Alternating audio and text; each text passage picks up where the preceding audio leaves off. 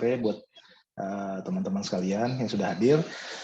Terima kasih sudah datang di siang ini untuk mengikuti kegiatan rutin dari kerjasama antara 3 institusi, yaitu Fakultas Psikologi IARSI, kemudian Prodi Psikologi Binus University dan Fakultas Psikologi Atmajaya, ya, yang biasa kami sebut dengan Jaspers Club, gitu ya, biar keren aja dan namanya. Biasanya kami membahas tentang hal-hal yang sifatnya kuantitatif. Nah, kali ini kita punya episode spesial, ya, episode spesial bicara tentang metode penelitian kualitatif, gitu ya. Namun sebelum kita masuk ke sana, mungkin buat teman-teman yang baru bergabung ikutan acara diskusi bulan ini, izinkan saya untuk sedikit mengenalkan diri kami, gitu ya. Jadi sekali lagi kami menamakan diri Jaspers Club, entah sampai kapan kami akan menamakan ini, gitu ya. Tapi paling tidak sejauh ini nama kerjasama ini adalah Jaspers Club, gitu. Jadi kami ini membahas tentang sejumlah metode penelitian terkini, gitu ya. Kemudian analisis data, lalu ada diskusi ilmiah juga secara umum, dan juga membahas tentang open science, gitu ya. Jadi buat teman-teman yang tertarik dengan hal-hal yang sifatnya riset, gitu ya, dari hulu sampai hilir, ya inilah tempat kita diskusi bersama, gitu ya. Siapa kami? Ini adalah 3 inisiator, gitu ya. Di awal ada Mas Wisnu dari Psikologi Binus, lalu ada saya sendiri, Bagas, dari Psikologi IARSI, dan ada juga Mbak Jen dari Unika Atmajaya. Apa sih tujuannya? Ya tadi sudah saya sedikit sampaikan, tujuan kami itu adalah sharing, gitu ya, dan diskusi mengenai metode dan analisis penelitian psikologi yang kita bahas secara ringan, nggak terlalu serius, gitu ya. Jadi metode penelitian itu kesannya suatu yang menakutkan, tapi kita bikin santai aja supaya bisa kita cerna lebih baik, gitu. Dan kami berharap ini menjadi program yang terus bisa berjalan setiap bulannya, dan kami sangat membuka diri terhadap masukan dari teman-teman semua, kira-kira mau membahas apa, gitu. Ya, jadi kalau teman-teman nanti di tengah-tengah ini ada ide, oh gimana kalau bulan depan atau kapan kita membahas ini sesuatu yang baru nih, yang menarik, nah itu boleh. Nanti silahkan lemparkan ide itu ke kami, dan kami akan sangat senang hati menerimanya. Nah, kami juga punya grup, gitu ya, di Facebook namanya Jaspers Club. Ini ada beberapa, ini adalah rencana kegiatan di tahun ini yang sudah berjalan hampir sepenuhnya, gitu ya. Jadi bulan ini ada klinik metodologi penelitian kualitatif, lalu bulan depan, ya, itu kami akan bicara tentang open science framework, ya. Lalu bulan Desember nanti juga akan bahas tentang metode penelitian tertentu. Ya, jadi nantikan saja acara-acara kami berikutnya. Dan tidak menutup kemungkinan di antara acara-acara ini akan ada acara yang spesial yang sekarang belum terpikirkan, gitu ya, nanti suatu saat bisa ditambahkan. Nah, ini sosial media kami di Facebook, dan juga ada channel YouTube-nya. Jadi kalau teman-teman mau nonton video diskusi sebelumnya, itu kami juga punya channelnya. Silahkan cari di YouTube, ada Jaspers Club namanya. Kemudian ya para inisiator 3 orang tadi itu tidak akan sanggup bekerja bertiga saja, ya, sehingga kami butuh teman-teman untuk merangkai acara ini terus-menerus. Jadi alhamdulillah kami sudah berkembang, sudah ada di sini yang akan menjadi moderator juga, Ibu Pinkan Rumondor, Ibu Doktor Pinkan Rumondor, gitu ya. Itu harus ditegaskan, Ibu doktornya dari Psikologi Binus, kemudian juga dari Psikologi IARSI itu ada Ibu Novika. Lalu di Unika Atmajaya ada Kak Rocky dan Kak Shanes.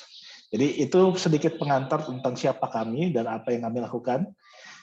Semoga acara hari ini, ya, bisa berjalan dengan lancar, dan mudah-mudahan teman-teman yang hadir di sini bisa mempelajari banyak hal baru, gitu ya, dan mendapat wawasan yang menyegarkan mengenai metodologi kualitatif. Baik, untuk selanjutnya saya akan serahkan langsung ke Ibu moderator kita, Bu Pinkan. Silakan, Bu Pinkan. Terima kasih Bapak Dr. Sunu Bagaskara, atau biasa panggilan akrabnya adalah Kak Bagas atau Bagas aja, ya. Terima kasih sudah memperkenalkan dan hari ini sebetulnya penyelenggaranya adalah YARSI ya, Pak Bagas ya. Jadi saya di sini sebagai pendukung acara dan hari ini senang sekali bisa berjumpa lagi di webinar rutin Jaspers Club seperti yang tadi sudah dijelaskan oleh Mas Bagas.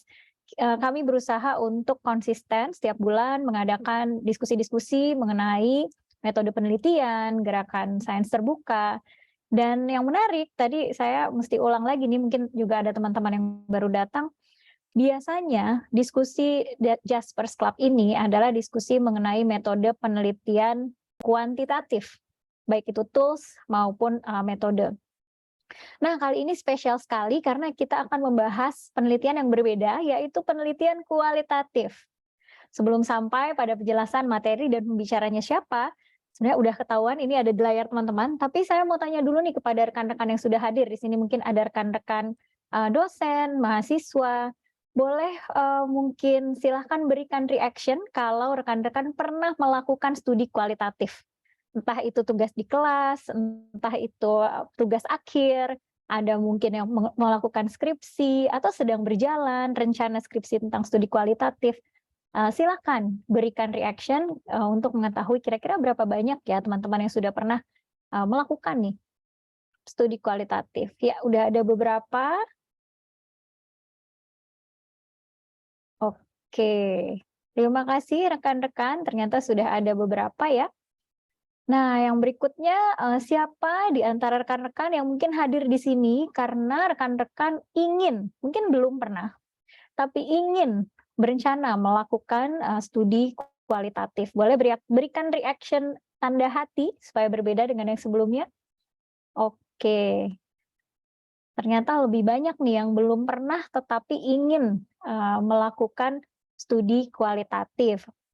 Baik, rekan-rekan, kalau misalnya rekan-rekan yang sudah pernah melakukan studi kualitatif, mungkin masih ingat ya kompleksitas mengumpulkan dan menganalisa data secara manual. Mungkin juga masih ingat bahwa butuh shifting tertentu kalau biasa melakukan studi kuantitatif, kemudian sekarang melakukan studi kualitatif. Nah, akan sangat membantu ya kalau misalnya ada aplikasi yang bisa membantu analisa data secara kualitatif, karena di diskusi-diskusi Jaspers pun kita sudah bahas beberapa tools untuk kuantitatif. Kira-kira ada nggak ya? Mungkin ada, tapi berbayar nggak ya? Nah, nanti akan dijelaskan oleh pembicara kita hari ini. Jadi beliau akan membahas mulai dari studi kualitatif secara umum, apa bedanya dengan dengan metode kuantitatif, kemudian bagaimana membuat coding, dan membahas bagaimana cara menjaga integritas penelitian kualitatif. Dan nanti terakhir ada demo mengenai suatu aplikasi yang gratis, ini penting, gratis dan open source untuk membantu kita melaksanakan analisa data kualitatif. Langsung saja saya perkenalkan pembicara kita hari ini adalah Mbak Stefani HS Nugroho, PhD. Halo Mbak Stefani. Halo, selamat sore. Selamat sore. Ya, aku izin perkenalkan dulu ya. Jadi rekan-rekan bisa melihat di sini, beliau adalah dosen dari, sebentar. Nah, mudah-mudahan sudah terlihat ya. Mbak Stefani adalah dosen di Unika Atmajaya, yang beliau memulai pendidikan tingginya di psikologi Atmajaya dan lulus tahun 2004, kemudian lanjut mengambil master di Social and Cultural Anthropology di Leuven, Belgium, dan yang terakhir menamatkan studi doktoral di Sociology National University of Singapore.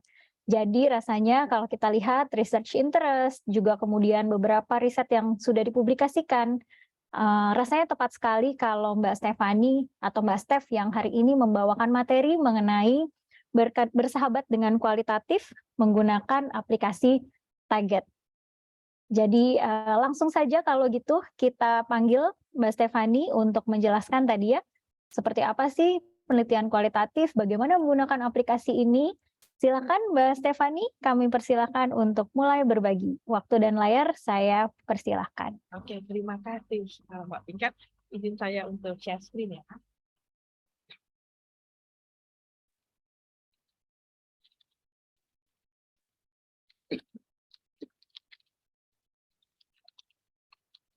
Selamat sore semua. Ini cukup banyak yang hadir hari ini. Dan Boleh minum dulu Mbak, biar thank you ya. iya. Teman-teman juga silahkan kalau yang mau ngambil kopi dulu, silahkan sambil kita supaya ini ya tadi serius tapi juga santai. Silahkan Mbak Stefani. Oke.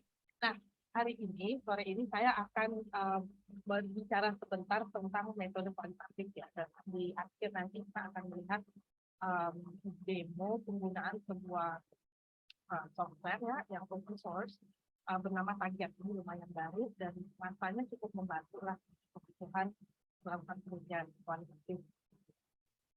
Nah, tadi sudah kelihatan nih udah ada yang pernah, ada yang baru ingin dan segala macam. Jadi saya berusaha menyesuaikan materi yang saya berikan ya dengan ya kira-kira ada di tengah-tengah dari berbagai kebutuhan itu sebenarnya. Oke. Pertama yang cukup basic ya. Apa sih penelitian kualitatif? Nah, cara untuk memahami penelitian kualitatif ya seringkali adalah kalau saya tunjukkannya adalah mengkontraskannya dengan penelitian kuantitatif karena terutama di psikologi lebih familiar orang dengan penelitian kuantitatif beserta asumsi-asumsi di baliknya. Jadi saya suka mengkontraskannya. Nah, antara lain adalah dengan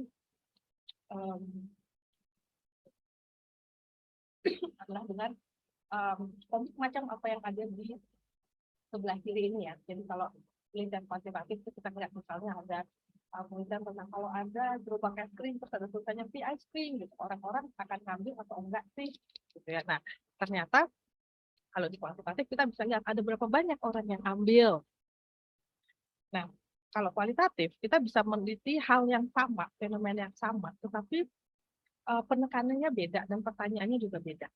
Jadi kita akan melihat misalnya kita tanya ke orangnya perasaannya apa sih waktu lihat itu, atau lebih jauh lagi misalnya setelah dia bilang oh saya tadinya mau ambil tapi nggak jadi gitu, kenapa nggak jadi, atau kalau dia ambil misalnya apa yang bikin dia akhirnya ngambil gitu, apakah dia lihat-lihat dulu kanan kiri ada orang lain atau enggak, kalau ada orang yang ngambil apakah dia ikut ambil atau sorry karena dia misalnya ingat bahwa oh saya mau pulang untuk orang lain, sorry saya harus pulang. Nggak apa-apa Mbak Steph, santai aja. Kita sambil menghayati gambar ini ya, teman-teman. Jadi, nah, sorry, and thank you. Jadi pertanyaannya memang sedikit berbeda ya. Kita suka bilang itu lebih indah.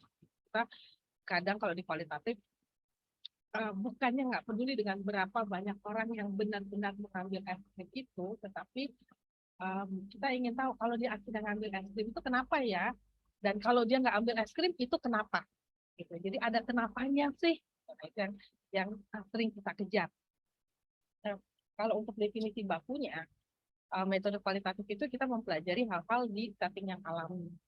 Jadi nggak ada yang dimanipulasi. Jadi bahkan kalau misalnya kualitatif yang kualitatif, makanya studi etnografi di antropologi itu benar-benar penelitinya ikut hidup dengan kelompok itu gitu ya, bisa berbulan-bulan lamanya gitu. Kalau dulu banget malah bertahun-tahun gitu. Kita alami mungkin gitu. Malah tujuannya adalah supaya kita blend in, menyatu dengan kelompok itu. Jadi natural setting banget. Ya, dan kita berusaha untuk make sense atau menginterpretasi fenomenanya, tetapi menggunakan atau sedekat mungkin dengan makna yang diberikan oleh orang-orang yang memang terlibat dalam apapun fenomena itu. Ya, jadi kitanya menginterpretasi, tetapi juga yang kita interpretasi adalah bagaimana orang-orang itu memaknainya. Ya, jadi itu metode kualitatif ya.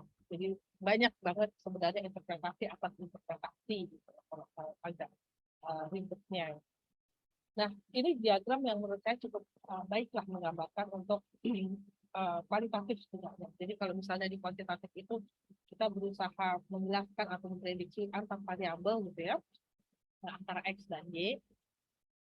kita sudah ada gambaran tentang X, gitu. Kita punya juga apakah akan menghasilkan Y atau akan menjadi Y atau tidak. Kalau di kualitatif, kita punya Y-nya, dan kita bertanya-tanya, faktor-faktor apa saja sih yang berperan untuk jadi yang Y ini itu apa saja. Nah, kita nggak tahu, kita punya dugaan kadangnya, tapi kita tidak tidak tahu pasti, gitu. Bahkan tidak menetapkan sebelumnya, sorry, yang berpengaruh terhadap Y itu apa saja. Gitu. Misalnya, kalau di gambar di kanan ini harusnya ada tanda tanya di tiap lingkaran, karena itulah yang akan kita perhatikan juga arah tanda panahnya ya. Jadi kalau di kuantitatif itu kan ya tapi seolah ke arah gitu ya. Kalau di kualitatif itu kita harus siap gitu ya, bahwa seringkali itu bersifat dua arah atau bahkan juga antara dua kontrak, dua hal itu yang tadi tanda tanya ini empat kotak ini itu juga antar mereka sendiri pun juga ada panah-panah gitu. Jadi gambarannya adalah begini, kita memahami fenomena sentral. Nah, fenomena sentral itu kita pahami dengan mencari tahu lantas apa saja sih yang terlibat di situ. Nah, contoh pertanyaan penelitian misalnya, masing lagi ya, kuantitatif versus kuantitatif juga. Kalau misalnya kuantitatif itu kan kita punya macam dugaan gimana misalnya stress effort berpengaruh terhadap atau hubungannya gimana dengan kualitas hidup. Sementara kalau pertanyaan yang sama atau fenomena yang sama kita bisa lihat dengan kualitatif, misalnya gimana sih pekerja shift malam itu memaknai pengalaman kerja mereka. Jadi open ended banget, terbuka banget ya. Memaknai pengalaman kerja mereka itu mungkin juga kalau kita gali-gali juga akan ketahuan bahwa mereka stres, tapi mungkin juga tidak, mungkin bukan itu yang paling penting bagi mereka. Jadi ya, itu open ended. Sama halnya dengan contoh kedua ini ya, bagaimana hubungan antara kepribadian dengan ini, saya ngarang banget tanya gitu. Subjektif well-being penderita gangguan pencernaan, kalau kualitatif itu misalnya bagaimana penderita gangguan pencernaan memaknai gangguan yang dialami. Gimana sih mereka memahaminya itu, memaknainya seperti apa, terus bagaimana mereka berusaha untuk coping. Jadi sangat-sangat open ended, sangat-sangat terbuka. Kita bukannya nggak tahu sepenuhnya, tapi katakanlah bahwa kita tidak dari awal menentukan secara baku apa yang kira-kira akan apa yang akan ditemui. Apakah kita nggak butuhkan secara baku, oh ini pasti terkait dengan misalnya gangguan pencernaan pasti akan terkait dengan apa, variabel apa gitu, tapi lebih maknanya itu apa sih buat individu itu. Nah, nanti dari maknanya itulah yang kita analisis. Ya. Jadi bukan berarti bahwa jawaban akhirnya tuh all over the place gitu, kemana-mana gitu, enggak juga. Gitu. Tapi kita akan lihat gitu melalui proses analisis, kita lakukan coding, kita buat tema, sampai akhirnya ada beberapa tema inti yang kita temukan. Ya, jadi meskipun pertanyaannya sangat luas, pertanyaan penelitian sangat luas, jawabannya tetap adalah hal-hal yang spesifik. Nah, sebenarnya sebelum menentukan desain penelitian ya, jadi pada kualitatif itu kan juga ada banyak desain penelitian. Idealnya sih memang sebelum melakukan penelitian, gitu, sebelum mulai. Tapi sebelum menentukan desain penelitian, sebenarnya yang penting untuk kita pikirkan, kita refleksikan sendiri itu sebenarnya kita itu melakukan penelitian dengan pendekatan deduktif atau induktif. Karena itu sebaiknya tetap konsisten tentukan ya dari awal sampai akhir. Nah, untuk yang induktif gitu ya, itu apa sih penelitian induktif? Induktif itu adalah yang berangkat dari observasi spesifik. Yang mau observasi, mau wawancara, pokoknya dari hal-hal yang spesifik. Lalu kita melihat polanya seperti apa, dan kita menarik conclusion, kita menarik kesimpulan akhirnya seperti apa. Nah, sebenarnya kalau untuk kualitatif, dan ini terutama yang dilakukan di bidang-bidang ilmu seperti antropologi, sosiologi, gitu, itu kualitatif yang sering sekali sifatnya induktif. Jadi pertanyaannya itu tadi sangat luas. bagaimana sih pengalaman perempuan Jakarta tentang catcalling, digodain, itu apa sih pengalaman mereka tuh kayak apa? Nah itu bisa seperti itu sangat-sangat induktif. Tetapi, dan ini terutama untuk biasanya untuk penelitian-penelitian S1 gitu ya, itu yang dilakukan oleh yang deduktif. Deduktif itu berarti ada teorinya dulu ya, kita tentukan dulu um, apa namanya subjective well-being, gitu, misalnya kayak gitu, stress and coping, kita tentukan dulu teorinya. Memang kita nggak ada hipotesis ya kalau untuk kualitatif, tapi kita tentukan teorinya, kita dan lalu ambil data. Biasanya tuh kalau mahasiswa adalah ada teori, terus teori itu bisa di breakdown jadi domain, lalu kita bikin panduan wawancara sesuai dengan domain-domain itu. Nah, kita menganalisis data berdasarkan domain-domain itu, lalu kita menghasilkan hasilnya, hasil analisis. Kita melihat apakah teori yang kita dari awal itu kita pilih, melihat di mana atau bagaimana manifestasinya dalam kehidupan partisipan kita. Nah, kedua hal ini seolah-olah ini either or ya, induktif atau deduktif. Seringkali sebenarnya yang kejadian adalah dua-duanya gitu, bergantian gitu. Jadi kadang kita mulai misalnya dengan deduktif dulu, terus lalu bergantian dengan ada proses-proses induktif di dalamnya. Nah, mungkin yang juga harus dipikirkan gitu. Kalau induktif gitu orang kadang mikir kalau induktif berarti nggak ada teori sama sekali dong, orang berangkat dari observasi.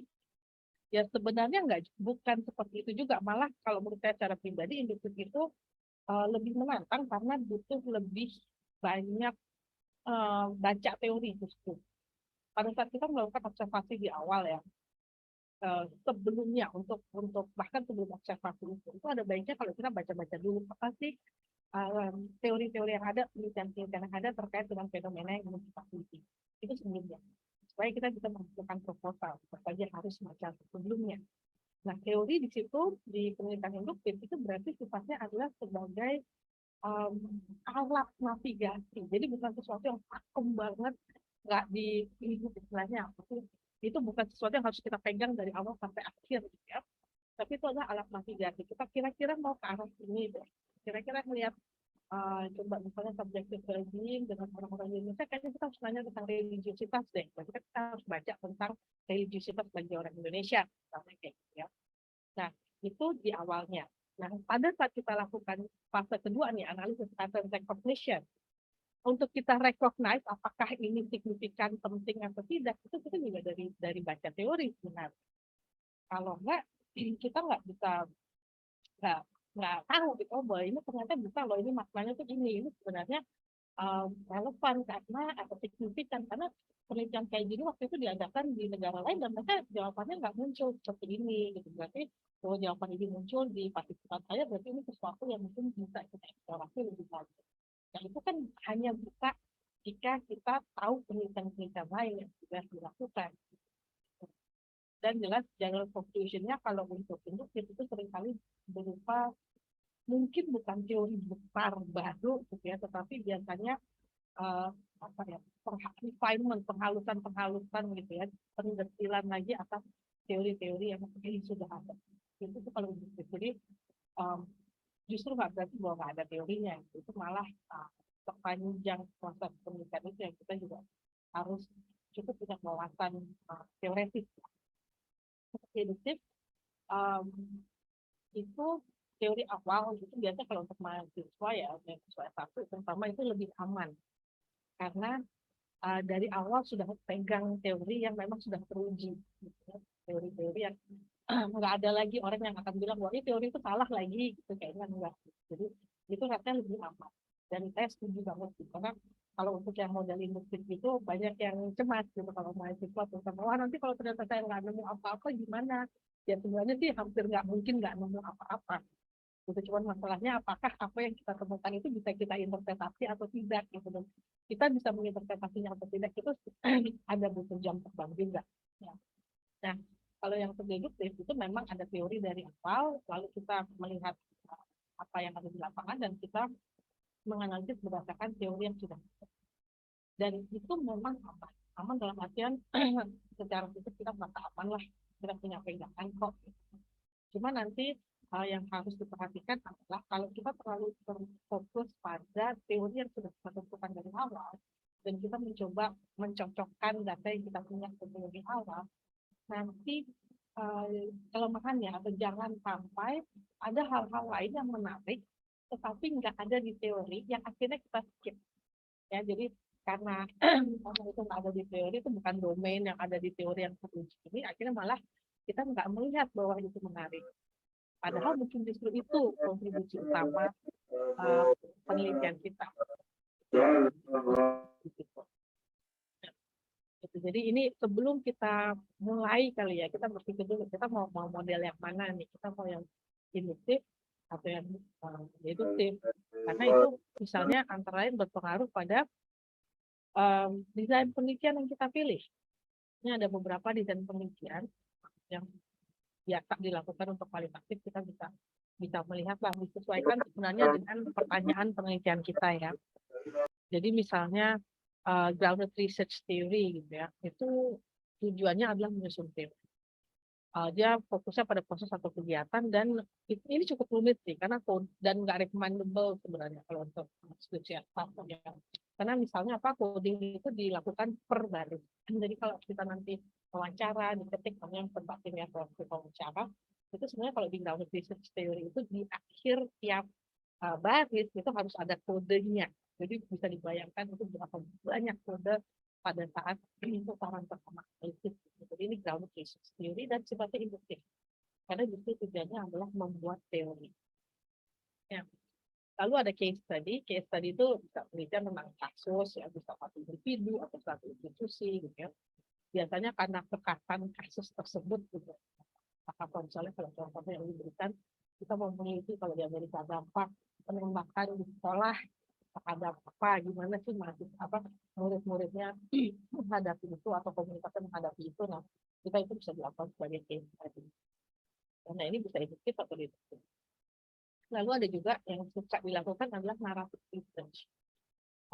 Asumsi di balik narrative research ini adalah bahwa manusia itu memaknai hidupnya, mengorganisir hidupnya seperti cerita. Dan tujuan si peneliti ini adalah mengumpulkan cerita itu. Jadi ditanyanya juga seperti itu.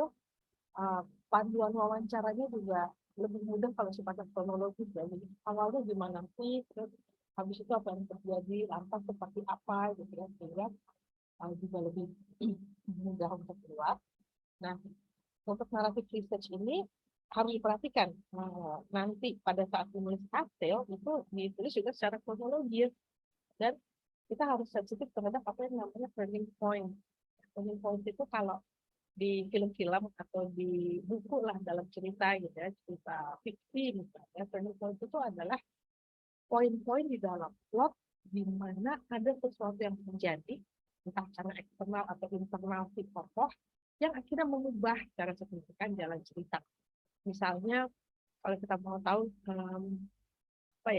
bagaimana anak remaja tuh kalau habis putus tuh seperti apa sih ya. Nah, terus nanti kita akan menggali ceritanya gitu ya, putus apa gimana dia. Terus misalnya turning point-nya itu adalah pada saat dia cerita apa sih yang bikin dia akhirnya bisa move on, gitu. Nah, itu turning point. Dan kalau kita melakukan penelitian naratif, kita cukup sensitif terhadap itu, karena itu yang akan kita presentasikan juga dalam hasil. Nah, ini bisa deduktif, atau bisa juga induktif. Jadi pemilihan desain penelitian kualitatif itu punya implikasi terhadap jelas terhadap bagaimana hasil penelitian itu dipaparkan dan bagaimana kita melakukan teori ya, teori itu posisinya apa. Nah, jenis lain juga ada yang namanya fenomenologi. Fenomenologi itu sebenarnya dasarnya adalah pendekatan fenomenologi di filsafat. Jadi kalau kita pernah dengarlah tokoh-tokoh kayak Husserl, Heidegger, dan segala macam, itu adalah fenomenologi. Tujuannya sebenarnya adalah memahami lived experience sebagaimana dialami pakai sifat. Dan ini tantangan banget karena harus terdekat mungkin dengan bagaimana si sifat itu menginterpretasi pengalamannya. Dan misalnya apa yang harus dilakukan ya, apa yang harus dilakukan itu adalah peneliti itu harus bisa apa yang disebut sebagai bracketing. Bracketing itu adalah kayak kita tuh kan sudah punya dugaan-dugaan, asumsi-asumsi tentang hal fenomena ini. Nah ini ibaratnya tuh kita simpen dulu, kita masukin ke dalam kotak, ya, dan berusaha supaya itu tuh tidak mempengaruhi bagaimana kita melihat sifat-sifat, cerita sifat itu. Ya, jadi dan ini susah. Ini susah karena juga butuh kemampuan reflektif yang tinggi dari peneliti ya. Jadi butuh bracketing. Dan dia cenderung induktif. Dalam artian ya itu kan dari lived experience-nya si partisipan. Jadi kita nggak bisa dong dari awal sudah bilang bahwa ini terkait apa misalnya stress at work ya. Mungkin nggak terkait dengan sama sekali buat partisipan. Kita nggak bisa sebelumnya sudah menentukan apa yang kiranya berpengaruh bagi partisipan. Jadi harus benar-benar muncul dari si partisipan itu. Partisipan itu ini ya, subjek penelitian. Saya biasanya minta mahasiswa itu untuk pakai istilah partisipan itu saya lebih equal dengan peneliti. Nah, jadi untuk fenomenologi itu, misalnya kalau mahasiswa saya kan suka saya tanya gitu, kenapa kamu milih penelitian dengan desain fenomenologi gitu, terus jawabannya adalah iya soalnya kan kita meneliti sebuah fenomena tertentu gitu kan. Terus yang buat saya itu agak yang saya suka balas nanya lagi, emang kapan kita meneliti bukan fenomena tertentu gitu. Jadi kan kita meneliti selalu tentang sebuah fenomena kan. Jadi jawaban itu nggak cukup untuk membedakan apa ya fenomenologi dari lain-lainnya, itu bukan itu nggak cukup membedakan karena semua desain yang lain itu juga meneliti tentang sebuah fenomena. Jadi inti dari fenomenologi itu bukan fenomenanya, karena itu juga diteliti dalam semua jenis mau kuantitatif, kualitatif apapun gitu ya. Tetapi lebih bagaimana mereka mementingkan lived experience partisipan dan bagaimana kalau bisa kita tuh sedekat mungkin dengan lived experience, pengalamannya partisipan, penghayatan partisipan, itu lived experience. Itu yang membedakan fenomenologi dari yang lain-lain.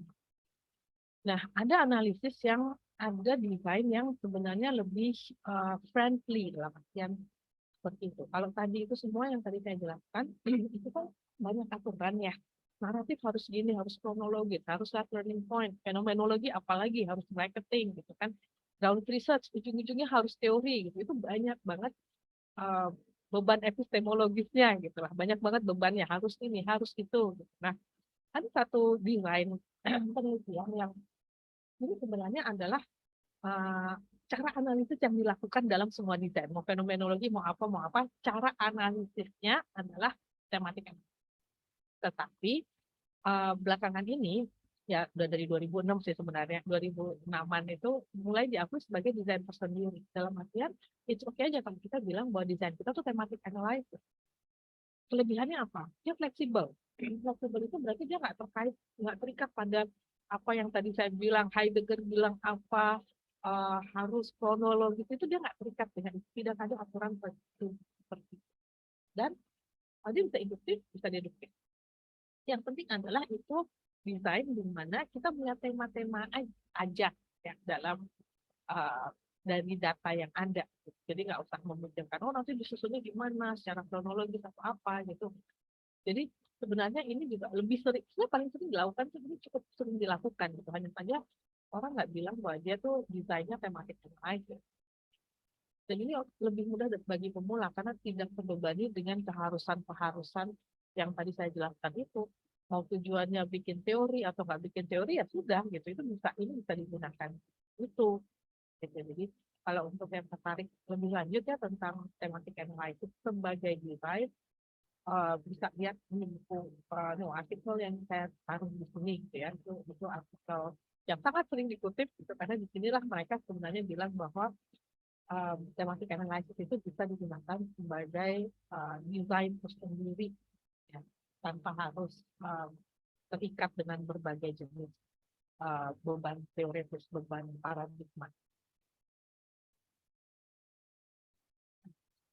Oke, kita lanjut ke metode dan prosedur pengumpulan data. Metode penelitian kualitatif. Oh ya, yang tadi saya jelaskan itu hanya sedikit ya, hanya sebagian dari desain penelitian kualitatif. Desain penelitian kualitatif itu banyak banget. Tapi itu hanya sedikit saja yang saya bahas, yang beberapa yang cukup sering terdengar di psikologi. Nah ini juga seperti dengan itu, metode biasanya terutama mahasiswa atau saya juga melakukan semi-structured interview. Semi-structured interview itu berarti wawancara ada strukturnya, tetapi bukan sesuatu yang baku. Jadi kalau kita bisa modifikasi melihat konteksnya si partisipan itu, gitu ya. Jadi bukan satu pertanyaan yang kita secara seragam tanya ke semua partisipan kita, itu enggak. Tetapi kita lihat kondisinya gimana, kan kita udah ngobrol dulu ya, kita lihat dulu kondisinya gimana, dan kita bisa sesuaikan pertanyaan-pertanyaan itu. Urutan-urutannya juga bisa kita sesuaikan. Nah, makanya namanya adalah semi-structured. Jadi ada strukturnya sih. Strukturnya itu biasanya kalau saya adalah poin-poin besar. Kita harus cari tahu tentang apa. Tergantung pertanyaan penelitiannya. Tergantung. Jadi kita harus cari tahu tentang A, B, dan C. Kurang lebih cara cari tahunya adalah ini. Tapi kalau misalnya ternyata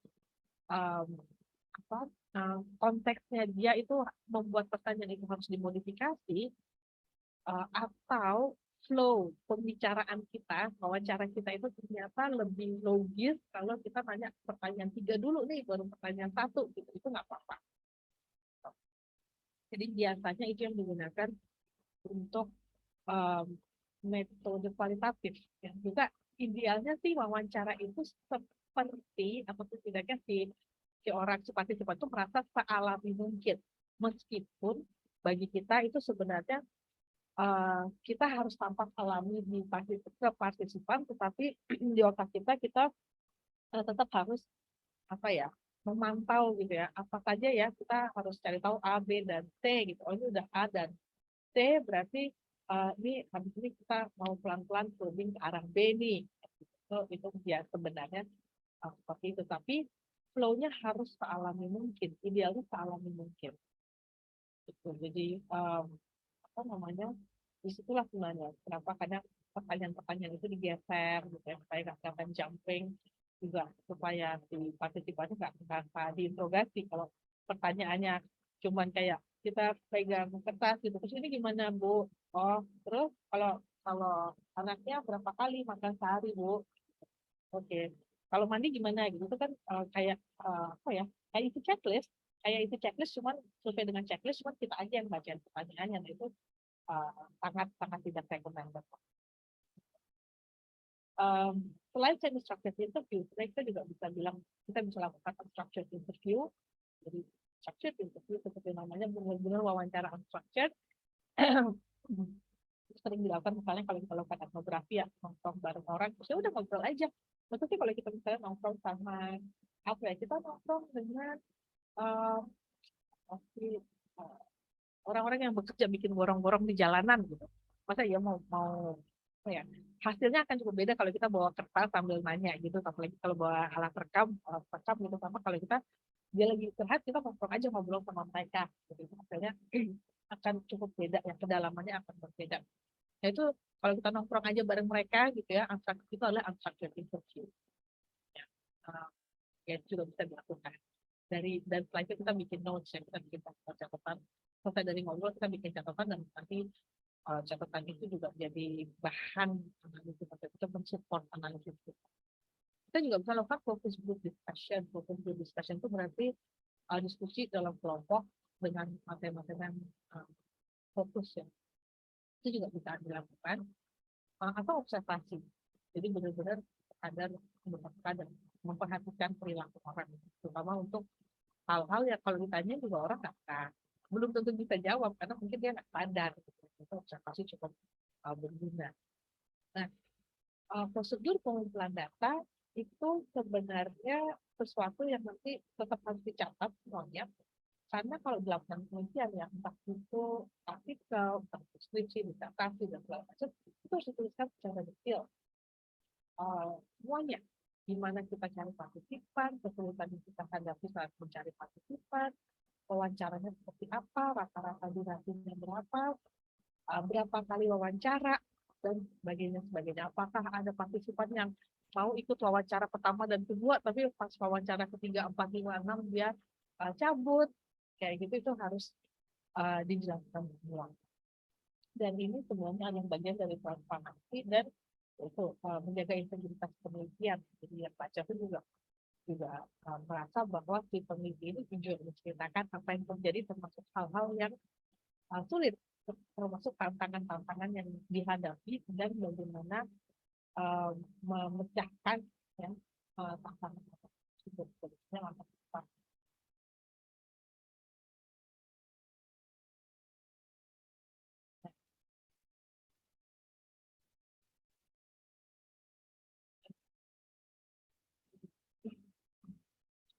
Masuk cepat ini juga masuk sering banget tanya. Oke, kalau kriterianya agak cukup jelas ya, itu sesuai pertanyaan penelitian. Nah itu kalau untuk yang bimbing mahasiswa melakukan kualitatif memang harus dilihat lagi benar bahwa memang sesuai pertanyaan penelitian dan apapun yang harus dijadikan kriteria itu memang masuk. Ya. Nah jumlah itu sering banget tanya harus berapa ya. Nah banyak faktor yang menentukan jumlah, tetapi bukan sebenarnya dan nggak ada rumus baku tentang jumlah partisipan. Berbagai berbagai jurnal juga memiliki bukan standar yang berbeda ya, tetapi pendapat yang berbeda tentang sebenarnya harus berapa sih minimal partisipan dalam penelitian kualitatif. Ada yang bilang 20, ada yang bilang 30.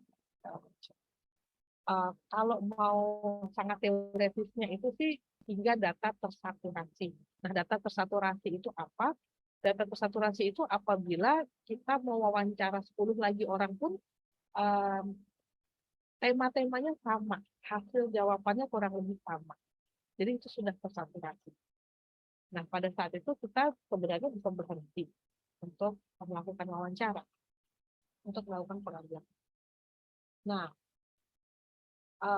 tapi memang ini berarti bahwa gini, kita harus selalu melakukan lebih dari yang dibutuhkan. Gitu. Kan saya baru tahu tersaturasi kalau saya sudah melebihi itu ya. Kita ngecek lagi, oh ternyata jawabannya ini. Oh besok wawancara orang lain lagi, ternyata jawabannya sama juga. Berarti kan kita melakukan 2 wawancara lebih dari titik saturasinya itu. Nah, kita juga perlu bilang sih termasuk dalam laporan gitu. Ini kita tahu dari mana sebenarnya tersaturasi. Nah, ini bisa jadi bahan perdebatan. Nah, mungkin kan ada orang lain yang bilang, kayaknya belum deh, kayaknya masih bisa dilihat di sisi lain. Tapi intinya memang nggak ada rumus baku tentang pendapat. Ujung-ujungnya sih ya kita punya waktu berapa lama, kita punya termasuk dana berapa lama. Metode kualitatif bukan cara yang murah ya untuk melakukan penelitian, terutama kalau melibatkan partisipan. Kecuali kalau metode kualitatif dengan teks, dengan video gitu ya, itu urusan lain. Tapi kalau melibatkan partisipan itu lumayan costly gitu. Berapa banyak? Sebenarnya sih dari logika aja ya kalau kita bisa banyak, akan semakin banyak lagi Pak. Sampai kita bisa lihat pola dan bahwa pola itu kayaknya memang seperti itu adanya. Gitu. Jadi kalau 3 itu sebenarnya dikit banget. Saya agak bingung kalau suruh melihat pola dari 3 partisipan itu agak selalu ini agak gampang gitu. Kalau 8 gitu masih bisa lah, masih bisa. 20 oke, tapi bahkan lakukan metode penelitian kualitatif kita bisa dilakukan dengan ratusan partisipan. Disertasi saya itu dengan 80-90 partisipan. Itu tetap bisa. Saya juga pernah terlibat dengan di penelitian-penelitian yang dia campur ya, jadi ada kuantitatifnya tapi juga ada bagian kualitatifnya. Meskipun lebih sedikit ya kualitatifnya, dan itu partisipannya banyak banget, itu ribuan karena dia lintas negara, itu banyak. Jadi tapi data itu tetap harus dianalisis secara kualitatif, itu bukan juga, jadi nggak ada rumus baku sebenarnya tentang jumlah partisipannya itu harus. Lalu kita juga lihat pemilihan partisipannya itu pakai apa, samplingnya ya, supportive, convenient, personal sampling. Jadi supportive itu memang sesuai dengan tujuan kita punya kriteria, terus kita mencari itu, atau convenience yang aman, enak aja lah buat kita. Convenience nggak berarti lebih buruk sih, tapi ya kita harus bilang itu snowball itu kayak bola salju ya, makin lama makin besar. Jadi saya wawancara satu orang, lalu saya minta dikenalin lagi, tolong dong punya teman kamu, itu makin lama kita banyak itu semua. Lalu kita juga harus mikirin misalnya jenisnya apa, kita tuh mau cari yang variasi maksimal, jadi yang beda-beda banget gitu ya, atau justru mau yang homogen. Itu kita semuanya lihat lagi deh pertanyaan kita apa dan tujuan kita itu apa. Ya, jadi semua, pokoknya semua yang penting konsisten dari awal. Pertanyaan kita apa, tujuan kita apa, terus habis itu juga jenis teori yang kita gunakan, posisi teori dalam penelitian kita, cara kita ambil data, atau hasil penelitian itu konsisten ya. Oke. Nah terkait dengan apa namanya uh, terkait dengan partisipan ya, ini kan kenapa perlu mention gitu karena jadi dari pengalaman saya gitu, cukup banyak mahasiswa yang melakukan penelitian kualitatif. Ya memang sebagian karena mereka nggak suka statistik, tapi sebagian juga karena mereka tertarik dengan isu-isu yang melibatkan kelompok-kelompok yang rawan, kelompok-kelompok berisiko, gitu ya, minoritas, kelompok-kelompok disadvantaged. Nah, kalau yang saya selalu tekankan ke mereka adalah ini jangan hanya demi skripsi kamu ya, kamu harus benar-benar genuinely peduli pada mereka. Jadi nanti skripsi kamu sudah selesai pun, kamu tetap terus berinteraksi dengan mereka, kamu tetap terlibat benar-benar dengan mereka. Jangan cuma ambil data terus bye-bye, terima kasih ya, saya sudah jadi sarjana. Mendingan cari topik yang lain lah, mendingan cari kelompok yang lain lah. Bisa share gitu ya. Nah, apa namanya yang perlu diperhatikan juga, nah ini untuk semuanya ya, nggak hanya dengan kelompok yang berisiko, adalah samakan semua yang bisa dilacak balik ke partisipan. Karena kadang mahasiswa pikir tuh ya udah yang penting namanya bernama samaran gitu, tapi sebenarnya yang harus diperhatikan di dalamnya juga nama sekolahnya, nama orang tua, nama saudara, nama pacar, nama kantor ya, tempat bekerja gitu, kalau bekerja orang tua segala macam itu juga disamarkan. Kalau orang itu terpaksa banget, ada orang yang benar-benar pengen tahu gitu, itu gampang sekali sebenarnya melacak ini siapa, partisipannya siapa sih, itu tuh nggak susah kalau emang benar-benar pakai banget ya, dan apa namanya, dan hal-hal kayak gini nggak ditambahkan, jadi tambahkan semua yang bisa dilacakkan di partisipan. Gitu. Terus kalau kita pakai data sosmed tuh, mahasiswa juga suka gitu kan, IG, Twitter gitu ya, itu juga kita nggak bisa nulis nama handle aslinya, jangan pakai nama handle asli, caption komentar itu juga jangan pas gitu aja dan dijadikan kutipan ya. Kita mendingan parafrase, karena kalau kita kompas caption komen itu gampang banget dilacak, itu siapa sih yang ngomong itu di IG atau di Twitter gitu. Jadi hal-hal kecil yang apa ya, suka lupa gitu ya, karena kita ingatnya nama ditambahkan gitu, tapi itu banyak banget, cukup banyak hal seperti inform consent gitu. Inform consent kalau diskusi jangan kasih yang aslinya gitu, kasihlah yang template-nya aja gitu. Kadang ada yang ngasih aku sudah ditandatangani dengan nama gitu ya, berarti kan ketahuan dong wawancaranya dengan siapa. Jadi harus seperti itu. Yang saya juga ingatkan mahasiswa saya tuh ya, pada saat mereka mulai mencari partisipan, kalau sekarang itu kan biasanya dengan basis flyer lah di Instagram, di mana gitu. Nah, attitude kita tuh sudah mulai dari situ, sudah mulai dari pemilihan kata di e-flyer kita. Jadi yang pernah saya suruh revisi adalah pada saat dia bilang, "Dede-dedenya, ayo bantu saya untuk lulus." Kayak gitu. Nah, itu kan apa ya? Itu tidak memposisikan diri sebagai partisipannya, itu sangat-sangat self-centered malah. Kalau partisipan itu hanya untuk membantu dia lulus, jadi kalau saya minta dia revisi ulang kata-katanya. Terus kalau memang dengan kelompok berisiko, ya perlu bilang bahwa kita tuh menjaga kerahasiaan, bahwa kita ingin memahami di kelompok itu. Jadi sudah dari e-flyer, kita harus membayangkan bahwa e-flyer ini akan dibaca orang banyak ya, termasuk orang dari kelompok-kelompok itu. Baik yang akhirnya bersedia menjadi partisipan kita maupun yang tidak. Tetapi bagaimanapun juga kelompok-kelompok itu sudah menangkap kalau kita terdengar judgmental dengan kelompok mereka gitu ya, kita terdengar sedikit diskriminatif ke kelompok mereka gitu, itu baik yang akhirnya jadi partisipan maupun yang tidak, itu sudah diperlakukan secara tidak adil oleh klien kita, ya sudah di sudah um, mengalami offense lah, sudah mengalami offense dari klien kita. Jadi attitude itu dimulai dari awal banget ya, pada saat kita merekrut partisipan, karena itu akan dibaca oleh orang banyak. Terus ingat, jangan menggunakan partisipan hanya untuk kepentingan kita yang tadi saya bilangnya. Jadi saya selalu teringat dengan ini ada puisi I Am Not Your Data dari aktivis di India ya. Dia protes dengan bagaimana sering dipakai sebagai data aja, sebagai proyek, sebagai lab ya, human lab, where your theories are tested, di mana kamu tuh menguji teori-teori kamu segala macam. Jadi penting juga sih untuk kita ingat gitu ya, karena kita berhadapan dengan manusia yang bukan data. Mereka tuh lebih dari sekadar data. Jadi itu yang saya juga share di kelas. Dan terus juga ya, di sisi lain juga kita nggak sampai hafal, kita nggak bisa memberi harapan palsu ke partisipan kita. Kadang tergantung di mana memang, tapi kadang partisipan terutama kalau dari kelompok ya, itu merasa bahwa dengan berbicara ke kita, wah jangan-jangan kita bisa mengubah hidup dia. Misalnya kalau kita wawancara dengan orang-orang yang kelompok yang akan digusur, terus kita sebenarnya hanya tahu subjektif well-being dia gitu, terus kita cari tahu, tanya-tanya segala macam.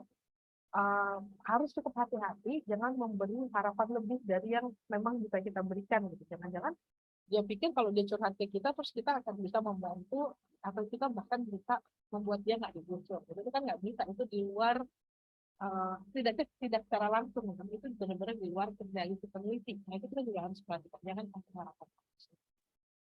Dan kita harus melihat juga kapan kira-kira dia memiliki harapan palsu yang mungkin tidak diucapkan. Gitu. Nah, kalau untuk dengan kelompok-kelompok berisiko, lakukanlah ethical clearance terlebih dahulu. Ethical clearance itu adalah patuh sebelum pengambilan data, di mana ada unit ya, misalnya kalau di Atmadia kita ada PPE, kita bisa itu juga, atau di banyak tempat lainnya pun juga ada ethical clearance, di mana kita proposal kita dilihat, panggilan wawancara dilihat dan segala macam, terus akan dinilai apakah ini cukup oke atau tidak secara etis gitu. Jadi lakukanlah itu dulu, pertama jika berhubungan dengan kelompok berisiko ya. Nah itu tadi pasti Pak. Nah sekarang ini analisis ya, ini bagian yang paling mendebatkan juga sama siswa saya. Analisis kualitatif itu apa sih? Apalagi kalau kita menjelaskan itu juga penjelasannya nggak kayak rumus 1+1 gitu, itu enggak. Jadi sekali mendebarkannya mereka tetap berlanjut. Nah, analisis untuk kualitatif ya, pada dasarnya adalah dengan memberikan kode pada pembatin. Pembatin itu adalah wawancara yang sudah ditranslate. Itu juga isu lain. Seberapa detail sih wawancara harus ditranslate gitu ya? Itu tergantung kebutuhan. Kalau untuk penelitian linguistik itu jelas detail banget dengan tapi ya Pak, gitu itu harus ditranslate juga gitu. Kalau untuk psikologi nggak sedetail itu gitu. Jadi apa yang dia omongkan oke lah, kalau dia diam oke lah, kalau dia diam itu diam yang bermakna gitu, oke lah, itu boleh kita kasih tanda gitu. Tetapi juga nggak harus detail banget. Nah, translate ini bahan dasar kita, ini data mentah kita yang akan kita gunakan untuk jadi kita memberikan kode, ada yang bilang label, tag atau apa, tapi kita memberikan kode. Nah, apa sih ini coding ini apa sih? Nah, coding ini adalah cara untuk kita merapikan, memetakan kalau di sini. Jadi kan data itu banyak banget. Verbatim itu satu wawancara setengah jam itu tuh bisa puluhan halaman banget ya. Jadi kalau zaman dulu pakai print harus ngeprint beneran tuh benar-benar ratusan halaman yang harus kita analisis, harus kita sisir gitu ya. Nah, coding itu adalah cara untuk kita mapping data yang banyak gitu. Sehingga kita bisa lebih bisa menginterpretasi, terutama terkait dengan research question kita. Jadi ini adalah coding ya, indexing atau mapping data. Kita menyediakan an overview dari data-data yang ada sehingga kita bisa memahaminya lebih baik lagi terkait dengan research question.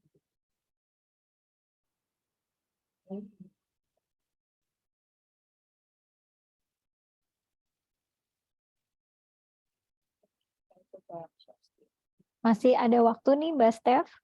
Ya, ini saya loh tiba-tiba berniat masih share sih, belum selesai sebenarnya. Oke. Ini saya hilang. Tiba-tiba unshare sendiri. Saya tidak tahu kenapa. Nggak apa-apa, kita tunggu aja. Sepertinya lagi loading nih. Oh ya. Okay. Nah, sudah. Oke. Baik. Saya coba pencet. Nah, ini tuh daripada tadi ya kayak ngomong ribet gitu tentang coding, saya suka pakai ini aja untuk menjelaskan ke mahasiswa coding itu apa. Jadi bayangkan ya, data verbatim itu kayak tumpukan baju di kamar kita gitu ya, kayak gini nih wujudnya yang sebelah kiri gitu. Itu data verbatimnya itu ibarat seperti itu. Ada apa aja di mana aja dan kita nggak tahu ada apa aja di situ tuh sebenarnya sih. Nah, coding itu adalah yang di tengah ini, merapikannya. Kita masukin, kita kategorikan. Memang PR sih di sini, kita harus bisa mengkategorikan, kita mau mengkategorikan berdasarkan apa. Kita mau mengkategorikan berdasarkan warna, kita mau mengkategorikan berdasarkan bentuk, mengkategorikan berdasarkan fungsi, misalnya jadi jaket sama jaket semua, kayak gitu, atau apa, itu tetap pilihan. Nah, ini itu juga berlaku dengan coding tuh, kita mau mengkategorikan berdasarkan apa. Tapi intinya adalah itu memetakan apa yang ada di sebelah kiri ini. Nah, dari coding ini nanti kita akan membuat tema, kita akan melakukan interpretasi lebih lanjut, hingga akhirnya bisa berwujud seperti yang ada di sebelah kanan. Sebelah kanan itu tulisan ilmiah kita. Ya. Jadi ini yang sudah dipresentasikan ke orang lain, gitu ya, supaya bagi orang lain itu juga masuk akal. Jadi dari sebelah kiri ini data verbatim kita melalui proses coding kita rapikan hingga kita pilihnya juga gampang, kita lihat polanya juga gampang, dan akhirnya kita bisa terkadang memilih apa yang akan kita presentasikan ke dalam tulisan itu. Itu kenapa kadang dari satu penelitian ya, dari satu tumpukan banyak ini terus kita lakukan coding dan kita lihat ini kayaknya bisa jadi lebih dari satu tulisan ini, jadi kayaknya jadi 2 atau 3 artikel nih, karena tema-tema besarnya tuh apa dan untuk yang tema kita bisa satu artikel misalnya. Nah, itu adalah prosesnya. Nah, di tengah ini adalah coding. Oke, nah, apa sih yang harus ditandai sebagai kode? Nah, ini pertanyaan antara susah dan gampang. Tentang jawabannya lah di desain ya. Yang pasti adalah fokus kita adalah pertanyaan penelitian. Jadi harus menjelaskan sebagian dari pertanyaan penelitian kita. Ya. Nggak mesti semuanya, tapi harus sebagian dari pertanyaan penelitian. Jadi bukan masalah frekuensi ya, bukan masalah apakah ini sering disebut atau tidak, itu nggak kayak gitu. Kadang ada sesuatu yang sering banget disebut oleh semua partisipan, tapi itu nggak terkait dengan pertanyaan penelitian. Misalnya kalau kita tanya di awal gitu, bangun pagi jam berapa sih gitu, terus ada jam 6, jam 5, jam berapa gitu ya. Tapi itu sebenarnya nggak terkait dengan pertanyaan penelitian kita, ya itu nggak usah dimasukkan ya. Itu harus, jadi fokusnya adalah pertanyaan penelitian kita apa, dan itu harus menjelaskan sebagian dari pertanyaan penelitian kita. Atau yang secara tidak langsung terkait dengan pertanyaan penelitian. Nah, itu kita yang lihat. Itu pentingnya juga kita tahu teori-teori atau penelitian-penelitian lain terkait dengan apapun fenomena yang kita pelajari ini ya. Yang terkait itu apa saja, dan yang menurut partisipan relevan dengan isu yang diteliti. Ya. Jadi meskipun menurut kita kayaknya nggak ada hubungannya deh, gitu ya. Tapi kalau menurut partisipan itu penting, yaitu di kode. Jadi kurang lebih ini tentu masih banyak lagi ya sebenarnya apa yang harus dipakai sebagai kode. Tapi yang penting adalah berangkatlah dari pertanyaan penelitian. Nah, ini contoh coding. Ini contoh coding kalau yang manual ya, jadi bisa dibayangkan lumayan ya kalau zaman dulu gitu melakukan coding secara manual. Ada sih yang tetap suka melakukan ini, dan Saya paham juga ya kalau kita coret-coret gitu kan sebenarnya rasanya beda daripada kalau kita pakai komputer ya. Gitu ya. Jadi Ini kalau di di teman-teman kita mahasiswa zaman sekarang mungkin ini di iPad terus langsung iya betul. catatan-catatan gitu kali ya, Mbak? Iya betul. Betul. Nah, ini adalah iya jadi seperti itu coret-coret cuman eh, kalau di iPad itu kan tetap aja yang di sebelah kanannya ini kan nggak bisa kita tarik atau bisa kita tarik ya. Ada yang bisa, ada yang enggak ya.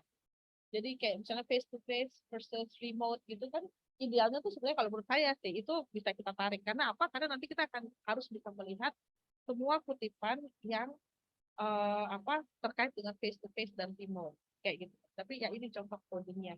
Nah, bayangkan kalau grounded research itu ya, itu tiap baris itu harus ada kodenya. Jadi ini beda banget. It was really good. Ini harus ada satu kode. Terus baris kedua ini ada satu kode lagi. Jadi atau lebih dari satu kode. Jadi lumayan lah. Nah ini contoh coding. Nah itu nanti kalau kita lihat ya kalau kita pakai target atau pakai itu ya apalah software atau program itu akan jauh lebih mudah. Uh, Proses coding itu banyak judulnya, banyak namanya gitu ya. Ada yang bilang berapa level, ada yang bilang apa, tapi sebenarnya intinya adalah seperti ini. Kita baca semua transkrip itu kita perlu baca secara mendalam, ya. Kita perlu familiar dulu isinya apa sih, mereka jawabnya apa. Terus tahap pertama pasti adalah yang disebut sebagai overcoding. Kita tandai semua yang relevan, jadi banyak sekali nih kode. Terus dari kode-kode ini kita bikin yang namanya actual coding. Jadi mengkategorikan kode-kode yang sudah ada dirapikan lagi gitu. Ini kan pasti agak lumayan berantakan ya karena terkait dengan berbagai hal. Nah itu lalu kita kategorikan lagi dengan actual coding gitu. Ada subkategori, ada kategori-kategori besarnya. Jadi mau itu terus nanti masih ada di ada satu level lagi ya untuk melihat polanya itu bebas aja sih gitu. Tapi intinya proses yang terjadi adalah seperti ini.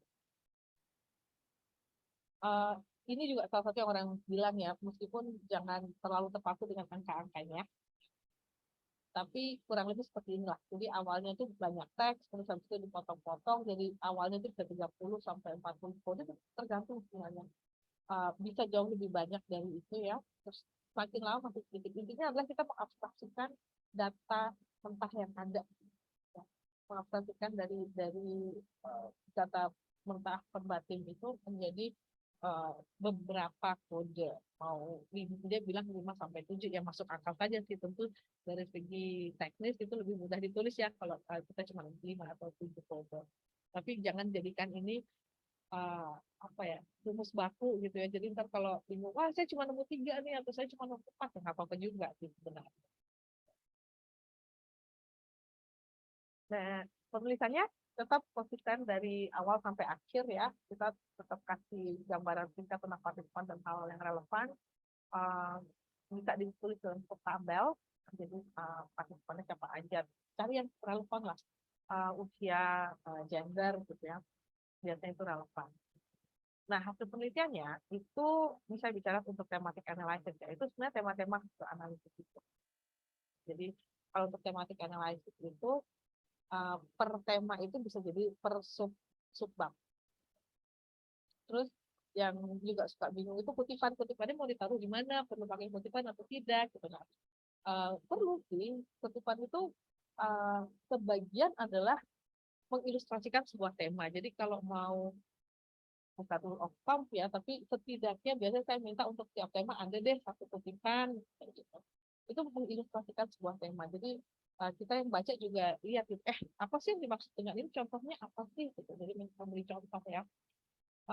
Tapi juga dan lebih penting ya, itu mengajak pembaca menghayati pemaknaan partisipan itu. Kalau nggak ada kutipan, itu kan pembaca harus percaya dengan interpretasi kita atas interpretasi partisipan kan. Nah, kutipan ini adalah kesempatan di mana kita tunjukin ke pembaca juga bahwa ini deh, coba lihat sendiri. Ini loh partisipan saya tuh memaknainya seperti ini. Gitu. Dan jelas kutipan yang baik itu adalah yang bisa mengajak si pembaca itu untuk ikut berempati lah dengan si partisipan. Jadi menambah trustworthiness juga. Nah tentu ya ini juga kesalahan yang suka ditemukan kalau skripsi. Nggak semua kutipan dalam satu tema tuh perlu ditulis. Gitu. Jadi kadang mahasiswa tuh merasa kalau ada tema A, gitu, jadi semua kutipan dari semua partisipan tuh perlu dijabarkan di situ. Enggak, kita nggak akan nanya. Lagi-lagi kita nggak bicara tentang frekuensi, kita nggak akan bicara tentang itu. Jadi kita nggak akan nanya berapa banyak sih kutipan tentang ini tuh enggak. Jadi nggak semua harus ditulis. Dan juga satu kutipan itu digunakan satu kali aja, jangan berulang kali. Itu sudah cukup. Kalau memang kita mau menggunakan kutipan yang sama, kita selalu bisa bilang ya seperti kutipan di bagian di atas ini gini, jadi nggak usah diulang lagi. Itu yang Mbak Steph, ya. sorry aku potong sebentar. Ini kan udah banyak ya pembahasannya, mau mengingatkan kepada para teman-teman yang hadir, Bapak Ibu, bahwa nanti akan ada sesi tanya jawab. Jadi mulai boleh sambil dipikir-pikir pertanyaannya. Saya pikir karena bahannya juga sangat banyak, mungkin udah mulai timbul nih pertanyaan. Jadi mau mengingatkan, silakan rekan-rekan nanti bisa bertanya, boleh melalui chat ataupun melalui raise hand, gitu Mbak. Sekalian Mbak Steph biar bisa napas dulu sedikit. Oke, boleh dilanjutkan Mbak. Nah, ini juga pertanyaan yang sering banget ditanya gitu ya, kualitasnya gimana sih? Nah, kita bicara tentang integritas metodologi. Jadi beberapa ada integritasnya yang penelitian yang kita lakukan. Kualitasnya ada berbagai jenis. Dan lagi-lagi bukan rumus baku gitu. Jadi kita nggak bisa bilang seberapa validnya, nggak ada ukurannya untuk itu. Tapi ada beberapa hal yang bisa kita lakukan. Misalnya kita bisa lihat yang disebut dengan kualitas kumulatif ya. Temuan dari studi lain untuk topik yang sama itu kurang lebih hasilnya sama atau enggak. Kita jauh banget berbeda gitu ya. Berarti kita harus cek ulang data kita dan interpretasi kita gitu, kok bisa berbeda. Andai kata memang berbeda, udah kita bolak-balik berbeda banget, ya kita harus menjelaskan kenapa itu berbeda. Gitu. Nah itu masuklah kita ke kualitas argumentatif. Jadi temuan dan kesimpulan kita bisa dilihatlah rasional di baliknya. Dan sebenarnya kita harus siap untuk orang banyak data mentahnya. Ya, tentu dengan nama-nama dan segala macam tadi itu disepakati. Ada yang disebut dengan validitas ekologis ya, sejauh mana studi itu dilakukan pada kondisi alamiah dari partisipan penelitian, maka yaitu natural setting-nya itu kayak gimana. Dan ada validitas komunikatif. Ini yang saya suka minta mahasiswa lakukan sebenarnya ini member checking. Itu kita mengkonfirmasikan kembali lah data dan analisisnya pada partisipan. Jadi ini bisa yang saya suka bisa lakukan adalah ini kita sudah sampai analisis, kita sudah analisis semua partisipan, sudah ada hasilnya, kita sudah punya tema-tema, lalu kita kembalikan benar-benar ke partisipan, kita telepon lagi atau kita janjian lagi itu terus bilang, hasil penelitian saya kan saya sudah wawancara sekian banyak orang lain, terus saya juga sudah analisis gitu hasilnya tuh seperti ini loh, menurut ibu atau menurut bapak atau menurut kamu itu gimana? Jadi ini yang saya suka dengan metode member checking ini karena itu memberi suara lebih kepada si partisipan ya. Jadi partisipan bukan hanya dianggap sebagai partisipan ya, itu tadi dia hanya data, tapi dia juga bisa melihat hasil analisis kita dan bisa berdiskusi tentang itu. Jadi memang ada bukan ada risiko sih, jelas ada kemungkinan bahwa dia bilang saya sama sekali nggak setuju dengan itu. Dan kalau memang seperti itu kita pikirkan lagi gitu, dia nggak setujunya itu make sense atau enggak ya? Apa memang benar-benar ternyata dia benar dan berarti tema ini sebenarnya saya interpretasinya nggak terlalu tepat. Itu satu kemungkinan. Kemungkinan lain adalah kita tetap yakin pada hasil interpretasi kita berdasarkan misalnya karena penelitian-penelitian lain yang sudah dilakukan, yang kita juga baca penelitian itu, tetapi keberatannya si orang ini itu tetap dituliskan di dalam hasil, di dalam laporan. Nah, jadi ini adalah metode mengecek validitas yang saya agak lebih suka ya daripada ke partisipan terus itu rasanya lebih fair. Ada lagi si triangulasi gitu ya, ini juga sudah dilakukan mahasiswa juga triangulasi gitu. Triangulasi itu banyak jenisnya, gitu. Itu bisa triangulasi data. Berarti kita akan mendata lintas waktu, lintas ruang, satu orang diwawancara berbagai kali, satu fenomena dilihat dari 3 tempat yang berbeda. Dan bisa triangulasi teori, kita menggunakan lebih dari satu teori untuk melihat fenomena itu dengan bisa. Bisa triangulasi peneliti, melibatkan lebih dari satu peneliti untuk melihat data yang sama. Jadi kalau misalnya mahasiswa bimbingan ya, datanya itu ditunjukkan coba ke pembimbingnya gitu ya, untuk melihat data yang sama kurang lebih setuju atau tidak. Atau triangulasi metode, jadi untuk satu fenomena kita gunakan berbagai metode. Jadi triangulasi itu tidak hanya menanyakan pada significant other tentang sifat ini gimana sih sebenarnya gitu, ada banyak cara. Hal lain juga adalah trustworthiness, seberapa terpercayanya sih yang kita lakukan, dan ini sebenarnya bukan tentang prosedur, tapi lebih tentang bagaimana kita menuliskan penelitian kita. Ya, apakah kita cukup detail, apakah sistematis ya, tapi apakah kita transparan, kita cerita nggak kesulitan yang dihadapi gitu ya. Kalau misalnya pas member checking, partisipan kita marah-marah gitu ya, kita cerita nggak? Nah itu semua terkait dengan trustworthy. Kalau dia marah-marah ya kita perlu menceritakan gitu. Nah, jadi marah-marahnya kenapa? Gitu. Mungkin itu sendiri adalah sesuatu yang menarik sebenarnya buat penelitian kita.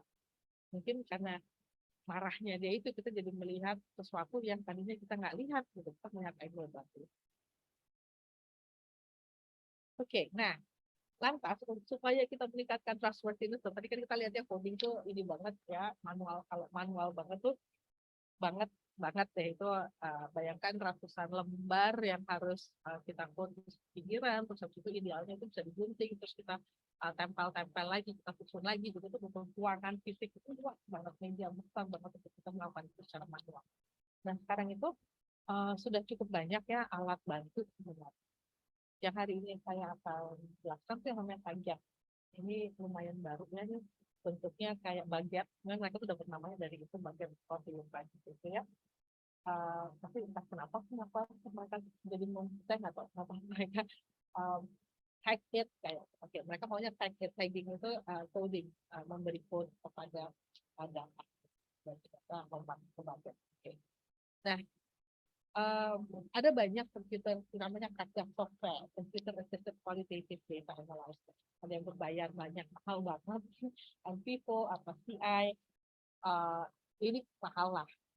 Atau Redus pun ya itu yang paling murah, itu $15 per bulan. Tetapi kalau misalnya gini, $15 per bulan, terus habis itu bulan depannya lagi kita nggak aktif ya, kita nggak pakai Redus, kita baru pakai bulan depannya lagi.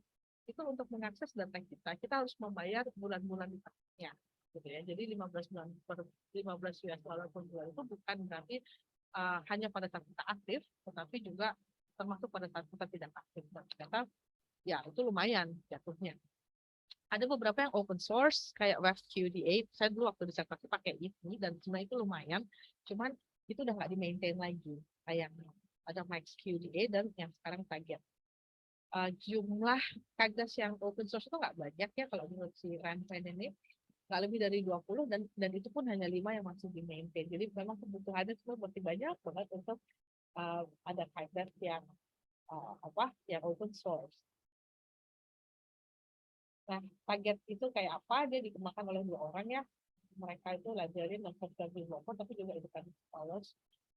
Kerjanya kalau nggak salah di NYU ya, jadi New York University. Ini relatif baru 2021, relatif mudah, tampilannya juga menarik. Jadi kalau tampilan menarik dan intuitif itu kita nggak perlu belajar terlalu lama sebenarnya, karena utak-atik sedikit gitu ya, kita sudah tahu apa yang harus dilakukan.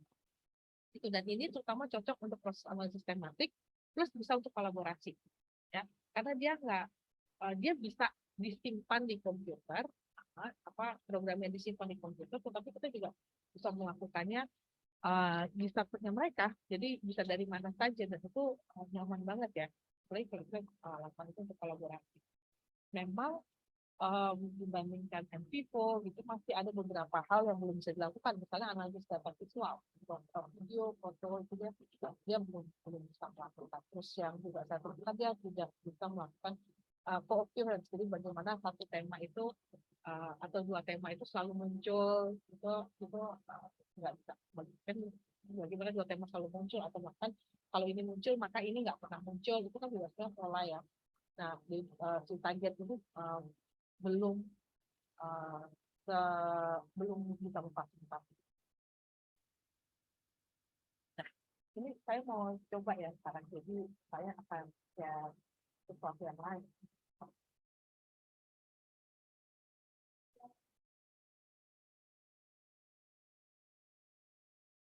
Mbak, aku share itu website Target. Siapa tahu teman-teman mau belajar lebih lanjut. Saya mau share Bisa. website Target dulu deh. Ya, saya masuk di situ deh. Boleh di chat, Mbak. Ya, ini saya juga. Ya, ini di chat Ya. ada website.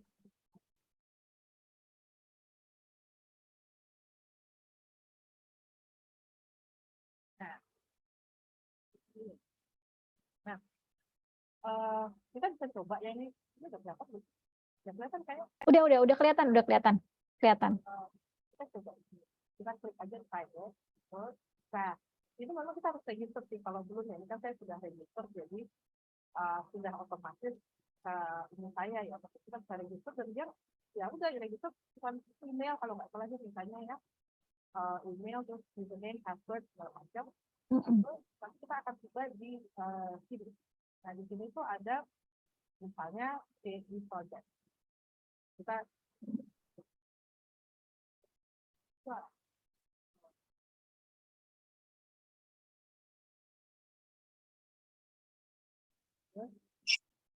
misalnya kita create. Nah, kita langsung gampang banget ya, sangat intuitif banget ya. Apa sih yang harus kita lakukan? Kita add document. Ini adalah terbatinnya. Kita add document misalnya ada dua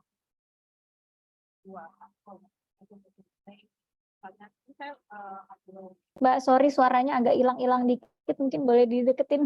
Iya, sorry. Iya. Ini jadi saya ambil hasil verbatim dari Sage kalau nggak salah ya.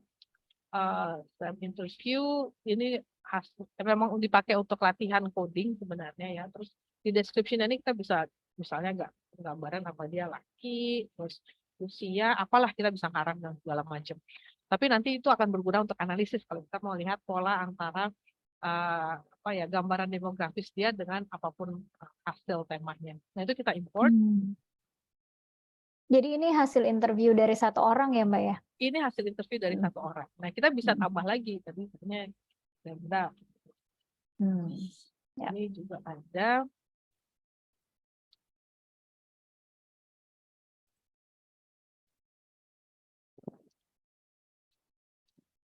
Ya, kita bisa, ini masih bisa diedit ya, interviewnya dan segala macam. Jadi itu jangan terlalu khawatir gitu ya. Nah, ini adalah interviewnya dari sini. Nah, ini yang sebelah kanan ini adalah materi yang akan kita coding. Jadi yang kalau tadi pakai tangan, sekarang kita pakai ini. Misalnya ya, saya coba aja coding.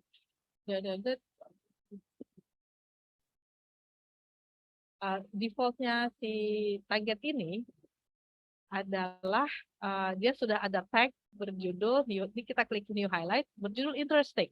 Interesting ini dipakai pada saat apa? Pada saat kita merasa kayaknya data ini menarik, tapi apa ya kodenya gitu. Kadang kita belum terlalu yakin, tapi kita udah merasa nih ini kayaknya menarik. Nanti kita lihat lagi deh nantinya gimana kayak gitu ya. Atau orang-orang lain jawabnya apa gitu. Nah, ini kita save and close.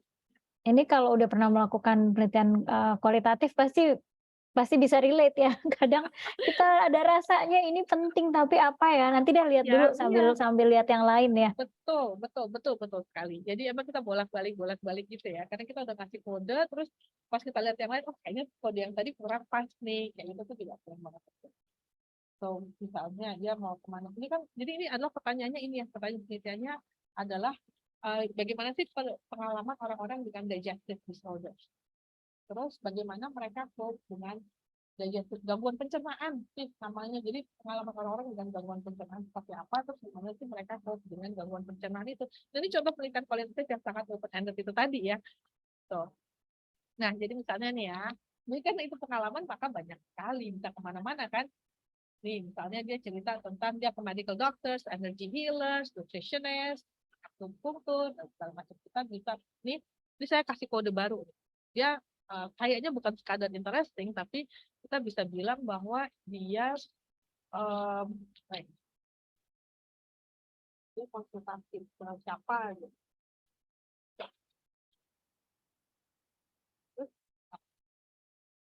Lagi-lagi ya, kita jangan ragu untuk menamai kode, apalagi ini yang saya lakukan masih sifatnya open coding ya. Open coding itu masih bisa salah banget, akan dihapus, malah sebaiknya akan dihapus, di merge dan segala macam. Tapi jangan ragu bahwa, aduh kodenya tuh harus benar dari pertama, nggak mungkin lah. Kita harus lihat semuanya dulu gitu ya, baru bisa dapat sesuatu yang lebih permanen. Nah, description itu penting. Description itu penting karena itu kayak definisi kita. Karena kalau bayangkan aja kita baca 50 wawancara kayak gini, nanti kalau kita coba nulis who to consult, nanti di pertama ini isinya adalah orang-orang yang dia consult ya, dokter, nutritionist gitu. Nanti di wawancara yang ke-29 itu dia konsultasi blog gitu, dia baca blog itu nanti kita masukin ke sini karena kita lupa definisinya apa. Jadi untuk menghindari hal itu, jadi supaya ada konsistensi lah sedikit gitu ya antara kode, meskipun hanya sementara. Description ini juga perlu untuk konsult orang-orang yang dia datangi untuk mengatasi masalah, atau masalahnya kita harus lihat apakah hanya ahli atau tidak. Itu nanti lagi kita lihat datanya. Nah, ini kita butuh consult dan kita save and close dan sebagainya ya. Jadi semuanya akan seperti itu. Dengan Brenda juga seperti itu. Misalnya dia One and Health, dia yang pertama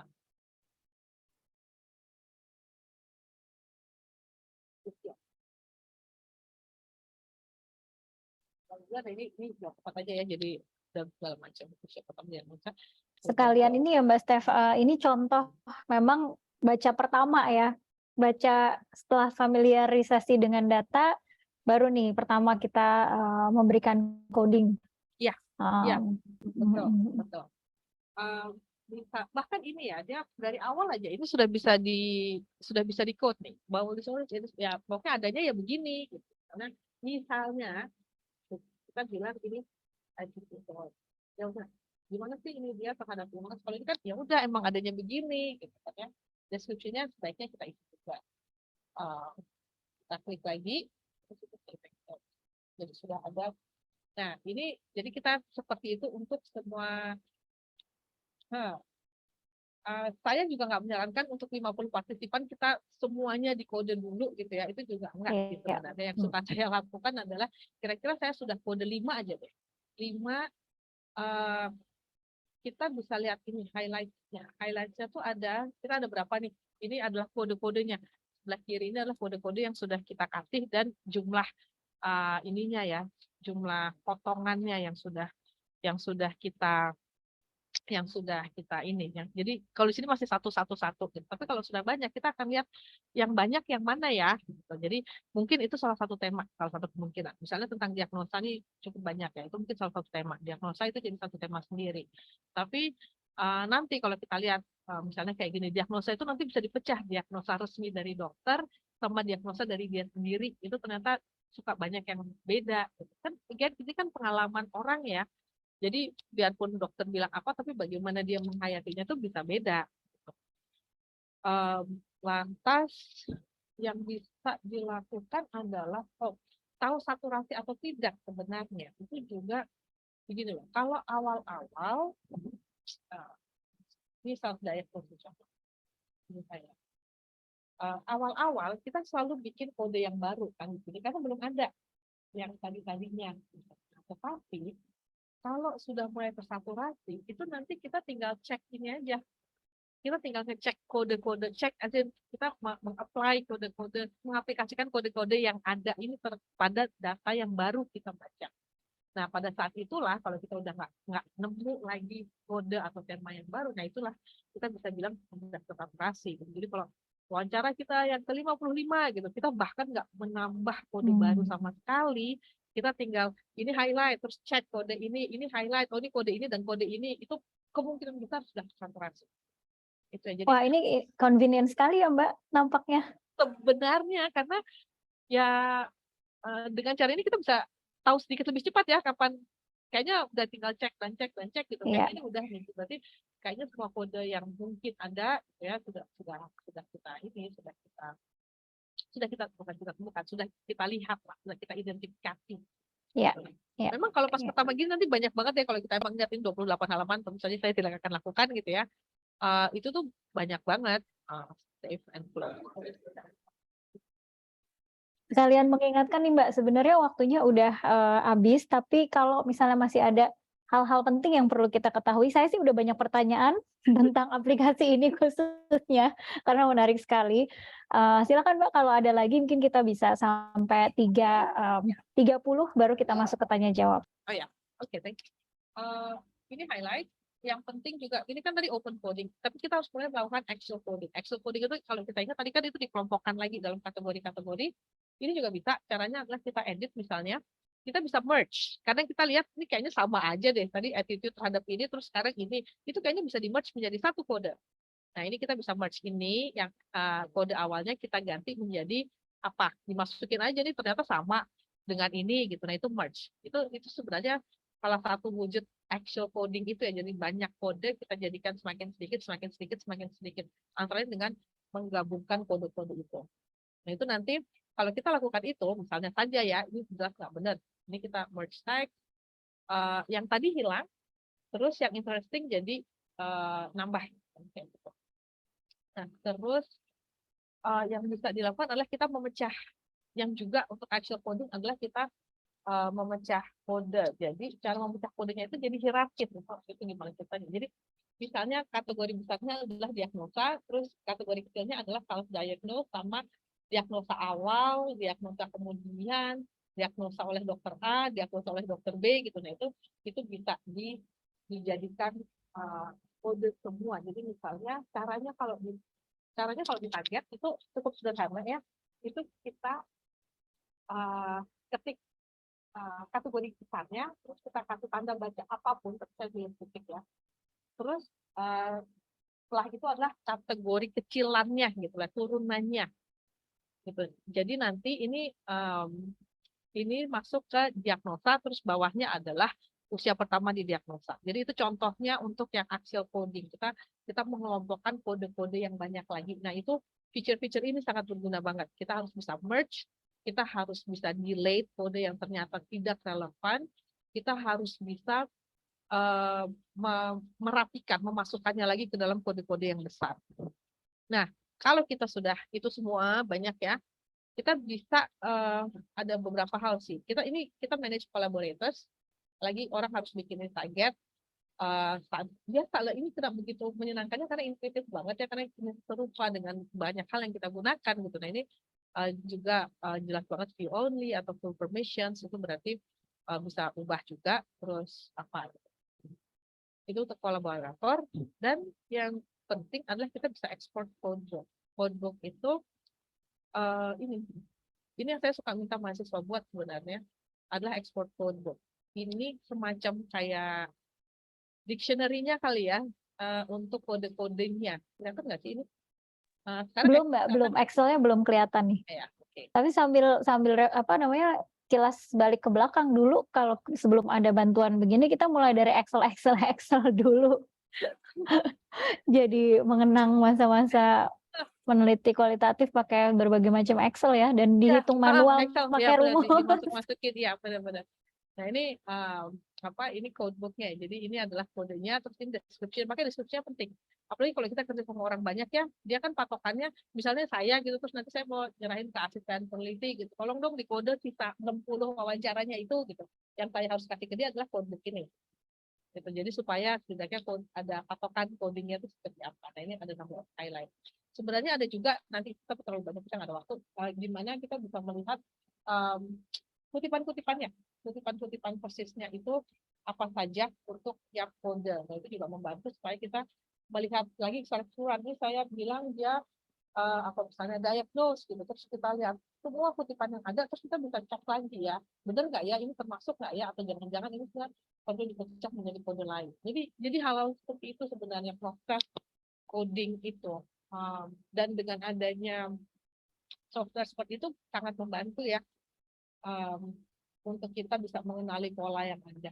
Begitu Iya. sih, sepertinya sepertinya sampai situ ya.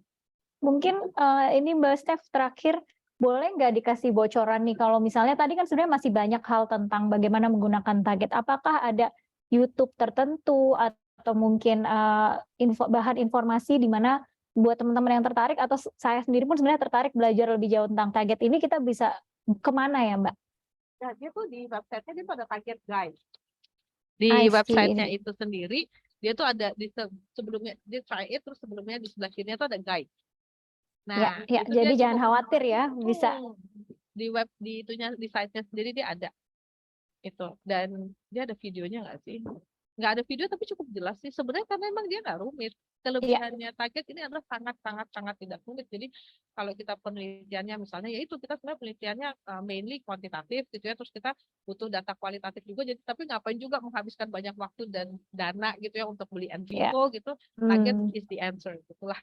Atau ya mahasiswa satu gitu ya yang deduktif itu ini oke lah untuk kita mengenali pola.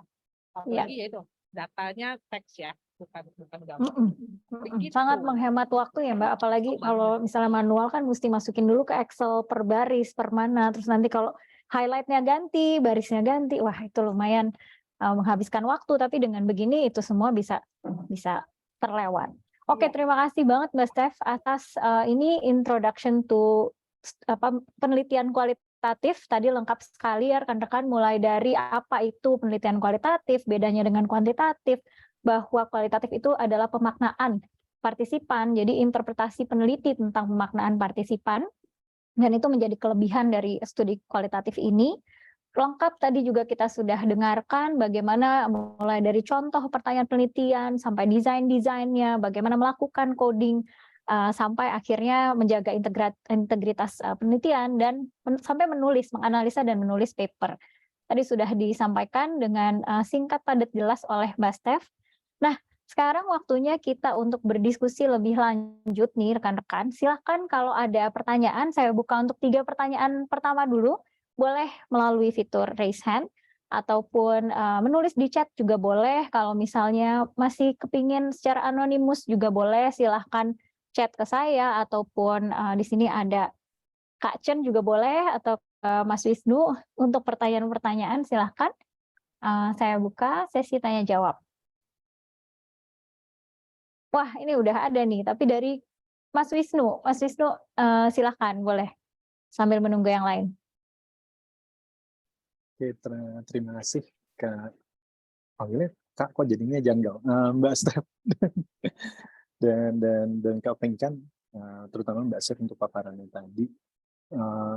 Tadi kan sempat disinggung di target itu bisa untuk kolaborasi juga gitu, dan saya lihat tadi di website-nya ada memang bisa kita mengerjakan atau tagging sama-sama secara kolaboratif atau highlight sama-sama secara kolaboratif. Nah, ketika nanti ada lebih dari satu orang yang berkolaborasi dalam satu dokumen yang sama, apakah nanti akan ada penanda gitu untuk membedakan oh ini siapa yang highlight gitu. Ini kan kemudian nanti bisa memudahkan untuk triangulasi. Gitu. Lihat ini konsisten ya sih, apakah beberapa orang highlight misalnya baris atau bagian teks yang sama. Sebenarnya sih saya belum mencoba, dan kolaborator itu hanya dengan server ya, jadi nggak bisa kalau yang untuk ya, jadi dia bisa apa namanya hanya dengan server, tapi kayaknya kita bisa coba sih. Mau coba nggak sekarang? Udah bikin belum, Mas? Ya mungkin sambil nunggu pertanyaan yang lain dulu aja. Saya sebenarnya juga kepikiran untuk apakah perlu untuk mungkin saya atau seharusnya bisa. Seharusnya Mas Bagas bisa. bikin server sendiri, tapi kita lihat aja kebutuhannya nanti. Seharusnya itu bisa memang, by default-nya itu sebenarnya kalau bisa untuk kolaborasi itu berarti kita harus bisa melihat siapa yang ngaruh ya, karena kalau nggak nanti ya itu bisa membingungkan, ini tadi siapa yang bikin gitu ya. Ya, boleh nih Mbak kalau sudah eksperimen tentang ini kita nanti di-share lagi hasilnya gimana, karena memang menarik ya untuk melihat apakah berarti kan ya triangulasi, jadi iterator lah, apa namanya, Jadi highlight hal yang sama atau enggak. Oke, tadi saya sambil nunggu pertanyaan, rekan-rekan silahkan ya, lagi-lagi boleh raise hand, boleh tulis di chat juga boleh, baik rekan-rekan dosen, rekan-rekan mahasiswa, silahkan. Nah, saya mau tanya sambil menunggu Mbak Steph, tadi kan masih terkait dengan kolaborator dan tentang datanya ya. Tadi kayaknya bisa di-share ke orang tertentu atau ke apa namanya, mau di-share-nya seberapa terbuka begitu. Nah, pertanyaan saya terkait dengan transparansi. Tadi kan sempat dibahas juga bahwa penting bagi peneliti untuk siap ketika diminta nih data oleh peneliti lain mungkin yang ingin menganalisa data yang sama. Apakah ditarget mengakomodasi juga kalau misalnya ingin sharing data, atau misalnya mungkin kita menggunakan platform yang lain seperti misalnya OSF begitu. dia bisa pindah sih. Jadi kalau kita bisa ekspor semuanya, kita bisa ekspor project. Saya juga nggak nyoba ya, karena saya nggak bisa buka. Tapi bisa ekspor code dan itu bisa dipindah bahkan ke ini lain, software lain, program lain. Ya, jadi pada dasarnya kita udah selesai gitu kan. Sebenarnya juga lebih aman ya kalau kita udah selesai analisis, itu kita delete lah proyek kita, terus jadi kita ambil lah dari terus habis itu kita simpan. Nah, itu bisa kita share. Ya. Jadi ini juga sudah mendukung ya tadi untuk melakukan transparansi data, asal kita ingat untuk buat anonim dulu supaya kemudian kalau diminta penelitian lain. Ya. Oke, ini sudah ada pertanyaan. Sebenarnya sih idealnya sebelum itu dimasukin ke ini itu sudah anonim ya. Betul. Jadi tadi Brenda itu bukan nama sebenarnya ya, rekan-rekan, buat contoh. Oke. Jadi harus dibersihkan lagi tuh perbatinnya asli dengan perbatin yang masuk ke itu adalah yang sudah anonim. Jadi hal-hal yang mungkin bisa mengarah ke identifikasi partisipan itu sudah diganti semua dengan nama yang tidak asli, nama samaran. Oke, ini sudah ada pertanyaan nih Mbak Steph, saya baca ya. Ini dari Stella. Mau tanya, kalau kalimat dikutip berulang-ulang di beberapa tema, bukankah artinya kalimat itu semacam kalimat kunci? Tadi Mbak Steph bilang sebaiknya muncul satu kali saja. Bagaimana ya kalau tidak ketemu alternatif kutipan lain? Oh, ini sepertinya dalam penulisan ya Mbak. Kadang ada satu ucapan subjek yang komprehensif dan bisa masuk ke beberapa tema. Nah, ini bagaimana Mbak dalam penulisan? Betul, memang kita kadang suka harus milih itu sebenarnya. Kita sekarang harus milih. Ini kalau itu kalimat ini memang kalimat kunci, setuju sih. Itu berarti itu bermakna banget gitu. Nah, kita harus lihat ini kita ya kayak kalau kita menulis itu kan craft juga ya, agak menyusun-nyusun gitu ya untuk pembacanya. Ini kalimat ini paling kuat menggambarkan tema yang mana. Lalu kita masukkan ke situ yang paling kuat. Nah, yang paling kuat sama ini nggak ada gantinya nih. Kalau ini nggak untuk situ, maka nggak ada hal-hal lain. Kita nggak punya kutipan-kutipan lain yang juga bagus untuk menggambarkan hal tersebut. Jadi cukup banyak yang harus kita pertimbangkan untuk memilih kutipan. Tetapi memang benar, sebaiknya jangan kutipan jangan 2 kali, jangan sampai 2 kali, karena kan gini loh, kutipan itu kan supaya si pembaca ini bisa menghayati si partisipan, bukan sebagai bukti lah bahwa ini benar loh dia ngomong kayak gini, kan bukan itu. Tapi fungsi utamanya adalah si pembaca berempati atau bisa menghayati penghayatannya si partisipan. Jadi kalau yang saya lakukan itu, saya milih dia paling cocok untuk apa, dan yang untuk yang lain-lainnya ya kita pilih kutipan-kutipan lain. Itu sih. Ya, jadi supaya juga variatif melihat pengalaman klien partisipan ya, lebih dekat dengan pengalaman partisipan. Karena risikonya kalau kita cuma ngutip yang gitu-itu aja, nanti yang baca mikir kamu jangan-jangan cuma wawancara 1 orang. Iya. Jadi biarlah itu ada di kepala kita bahwa ini kalimat yang penting, ini kalimat kunci, tapi dalam bercerita, karena agak beda ya tadi. Ketika kita menganalisa kita tahu ini kalimat yang penting, tapi ketika kita menulis, permasalahan adalah bagaimana membaca, memahami pemaknaan partisipan tadi. Sepertinya begitu ya Mbak Steph ya. Ya. Oke, sudah ada pertanyaan lagi nih. Ini dari rekan saya, Mbak Wiwit. Wiwit, apa kabar Wit? Wiwit bertanya, Mbak Stefani terkait dengan member checking. Berarti jika klien merasa atau partisipan merasa hasil kesimpulannya berbeda atau kurang setuju, maka kita tetap bisa berkesimpulan pada apa yang sudah kita simpulkan. Tapi keberatannya dituliskan di paper. Nah, pertanyaannya adalah kira-kira ada di bagian mana penulisan mengenai keberatan partisipan itu kalau kita menulis artikel ilmiah? Mungkin dalam format IMRAT begitu ya, Mbak, kira-kira ditaruhnya di mana ya? Saya akan bisa di hasil, bisa didiskusi sih, tergantung bobot keberatannya kali ya. Kalau misalnya kita pikir, oh ya ini benar sih, saya setuju, tapi ini kan untuk topik yang lain sebenarnya, gitu. Nah itu kita masukin diskusi ini. Ada yang bilang gini loh, dia nggak setuju dengan saya, tapi sebenarnya dia lebih karena ngerasa harusnya saya fokusnya ke A, kayak gitu. Nah itu saya masukin ke diskusi gitu. Tapi kalau misalnya nggak seperti itu, saya akan masukkan di hasil. Jadi tergantung relevansi dengan pertanyaan penelitian kali ya Mbak berarti ya? Oke. Oke, gimana Wit? Sudah terjawab kah? Ini kayaknya udah ada yang kasih jempol. Oke, kita berlanjut ke pertanyaan berikutnya dari RR Ratri Hapsari, Universitas Kristen Immanuel. Terima kasih atas pemaparan dan materinya Mbak Steph. Bagus, saya setuju. Saya juga jadi penyagaran kembali nih. Ini apakah nanti ada peserta bisa mendapatkan PPT dan recording? Tenang, recording nanti akan muncul di YouTube, rekan-rekan. Kalau PPT nanti hanya dari Mbak Stefani. Kemudian berikutnya, apa yang menjadi tantangan terbesar dalam penelitian di kualitatif di lapangan menurut pengalaman Steph? Wah ini sedikit ini ya pertanyaan kualitatif, pertanyaan terbuka. Dan mau memahami pengalaman Mbak Steph. Terus pertanyaan berikutnya, untuk validitas dan availabilitas data kualitatif selama ini biasanya berlama ya. Mungkin bisa diakses sampai berapa lama sebelum dimusnahkan, begitu mungkin pertanyaannya. Silakan Mbak Steph. Tantangan terbesar ya mungkin tergantung orangnya ya. Kalau buat saya sih tantangan terbesar adalah melakukan wawancara, karena harus lebih membutuhkan banyak hal lah. Harus bisa rapport building, harus bisa hangat, harus bisa apa gitu. Jadi wawancaranya sendiri itu oke lah, tapi mungkin gimana sih kita cari partisipan, gimana sih supaya partisipan itu nyaman dengan kita, itu tantangan terbesar, karena banyak hal terkait dengan itu yang sebenarnya adalah pembawaan pribadi kita.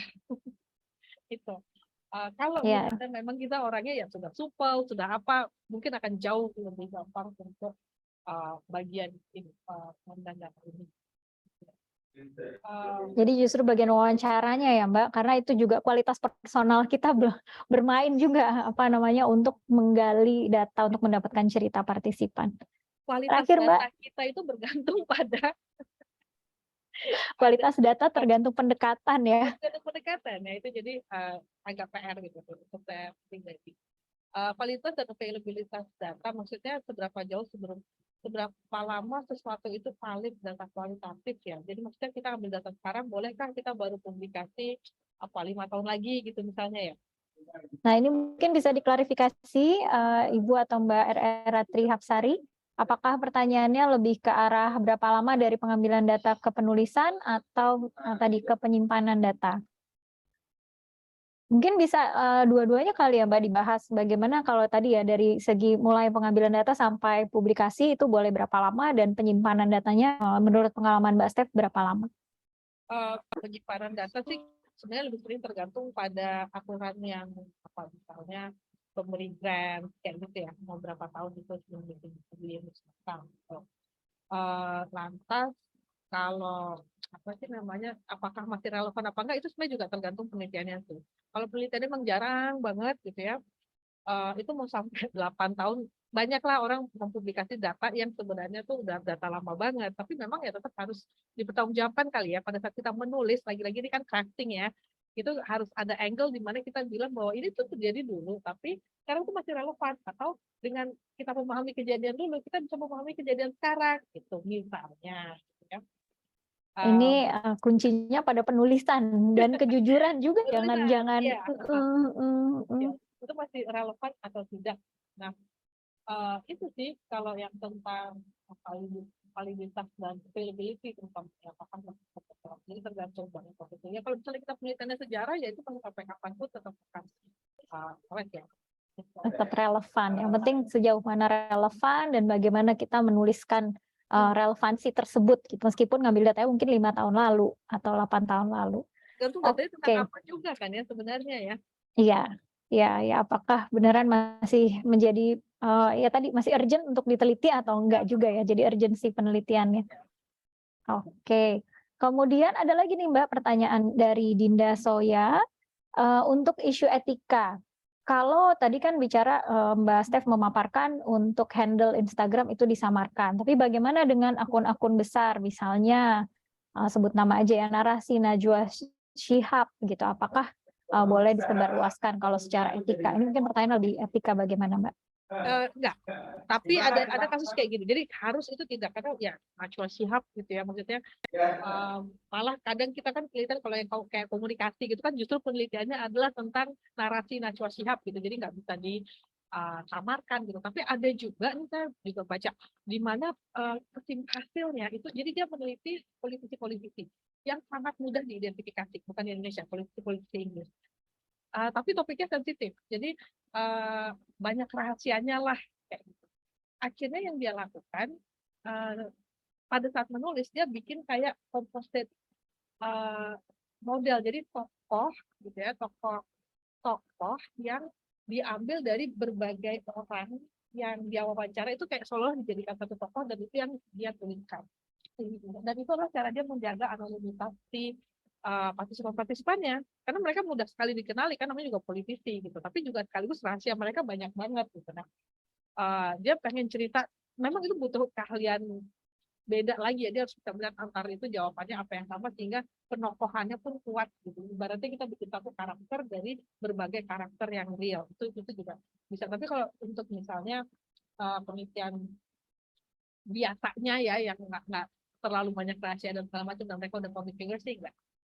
Jadi untuk nama handle kayak Najwa Shihab itu enggak, tapi mungkin komentar-komentar atas ininya dia, videonya dia yang tetap harus kita perhatikan, karena itu kan kayak orang biasa. Ya lagi-lagi ini tergantung bagaimana sebenarnya sejauh mana yang mau dibahas atau dikupas dari handle tersebut ya. Kalau terlalu banyak rahasia mungkin bisa menggunakan tadi strategi yang membuat satu tokoh baru dari berbagai macam tokoh ya. Oke Mbak, masih ada lagi nih.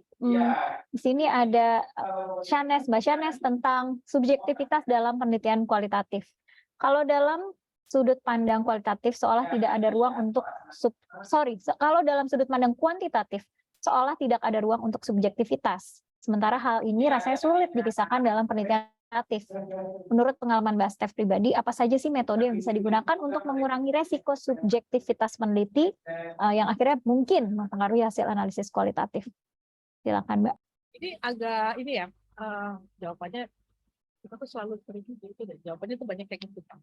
Tapi subjektivitas itu bisa misalnya kalau emang kita menganggap bahwa subjektivitas itu makanya kita harus jauh-jauh dari subjektivitas supaya hasil analisis kita tetap objektif. Ya kita pakai triangulasi peneliti misalnya. Jadi orang lain kita tanya setuju atau tidak.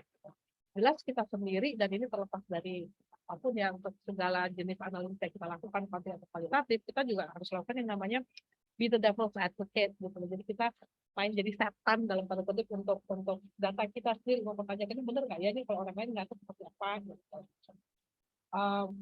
Tetapi memang untuk kualitatif ya, kita itu biasanya nggak terlalu takut dengan subjektivitas. Dalam artian asumsinya adalah semua orang subjektif.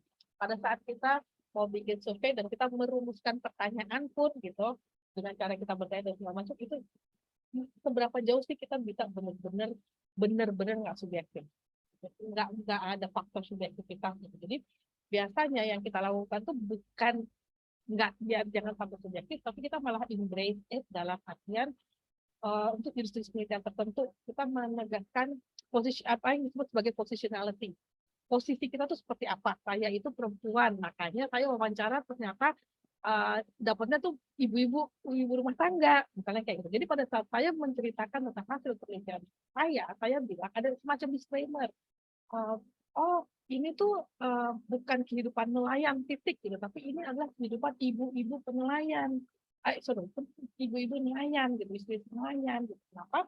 Ya karena saya perempuan, sehingga lebih mudah untuk saya ngikutin mereka, makanya dengan mereka dibandingkan saya ikutin melaut kayak gitu. Jadi kita sadar positionality kita sebagai apa, kita sebagai biasanya gender kayak gitu ya, kita sebagai orang dari mana, sehingga melihatnya seperti apa. Jadi nanti pembaca, ini bagian dari transparansi dan trustworthiness ya. Pembaca yang akan lihat, oh iya ya, ini kan penelitiannya dia nggak mengklaim bahwa dia mendapatkan jawaban untuk semua nelayan di dunia gitu. Dia secara spesifik bilang, oh ini kelompok ini, dan terutamanya ibu-ibu kayak gitu. Jadi tentang subjektivitas, ya kalau misalnya memang kita nggak mau itu mempengaruhi, kita bisa lakukan triangulasi dan segala macam itu, tapi bisa juga kita bilang bahwa ini interpretasi saya. Karena lagi-lagi kalau untuk kualitatif bisa ya, ini adalah interpretasi atau interpretasi itu tuh bisa. Gitu. Jadi kita sadar, jadi banyak banget yang banyak reflektifnya sih sebenarnya. Pada kita nanya dia bereaksi seperti ini, apakah itu karena pertanyaannya, apakah itu karena kita kayak gitu-gitu tuh cukup banyak. Ya, soal positionality ini kayaknya di beberapa jurnal juga ada ya Mbak. Kalau baca jurnal tuh penulisnya menulis dulu, misalnya ini dia menulis jurnal tentang kelompok tertentu, nah terus dia menuliskan ini penulis adalah juga bagian dari kelompok Ya, ini, misalnya betul. seperti itu. Jadi banyak cara untuk embrace subjectivity itu ya, tanpa melukai hasil penelitian atau dengan berusaha benar-benar kalau kualitatif kan yang penting dekat dengan pengalaman partisipannya begitu. Ya, wah menarik sekali nih Mbak Steph. Kita masih ada 3 menit lagi, rasanya cukup untuk satu pertanyaan lagi. Silahkan rekan-rekan.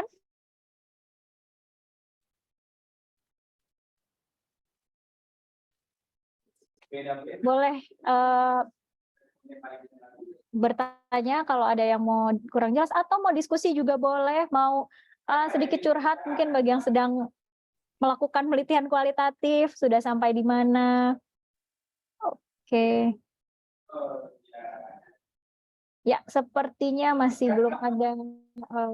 Ini mohon maaf kalau ada suara-suara masuk ya, saya lagi ada di ruang agak terbuka. Jadi kalau misalnya belum ada pertanyaan lagi, saya pikir kita bisa lanjut. Jadi terima kasih sekali Mbak Steph. Ini suatu pengantar yang sangat menarik.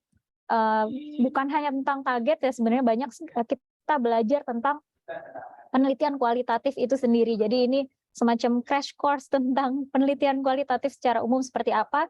Silakan nanti rekan-rekan yang berminat bisa mendalami dengan bacaan-bacaan yang tadi disarankan. Dan khusus juga untuk aplikasi target, ini saya sendiri matanya berbinar-binar mendengarkan ada aplikasi seperti ini gratis, jadi nggak usah pusing lagi dengan Excel yang untung dulu saya melakukan penelitian kualitatif pakai Excel, ada research assistant yang cukup canggih bisa membuat sistem jadi agak automated sedikit, tapi sekarang ini jadi sangat lebih mudah ya buat kita semua. Baik, semoga materi hari ini bisa membantu rekan-rekan lebih tertarik dengan kualitatif, udah nggak menakutkan lagi ya mudah-mudahan.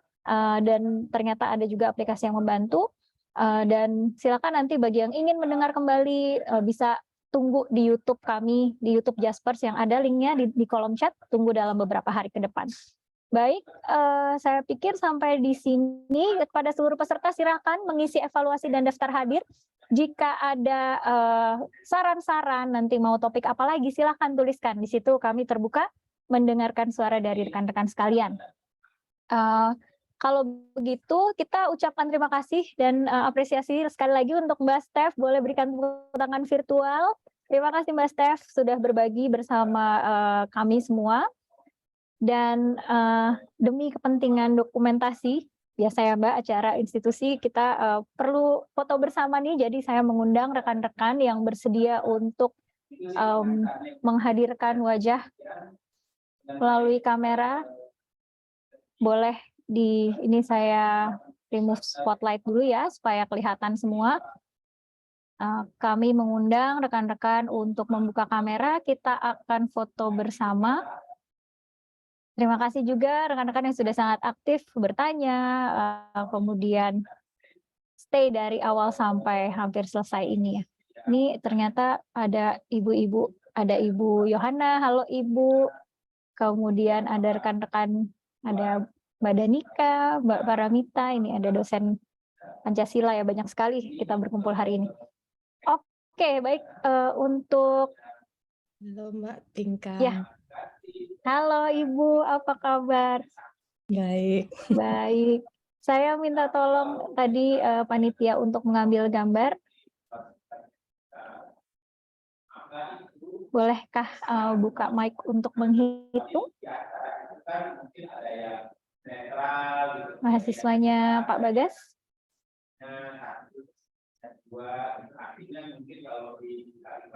Atau mungkin Mas Wisnu bisa bantu, Mas? Boleh, boleh, boleh. Oke ya, Ya. kita foto dulu. Kita mulai dari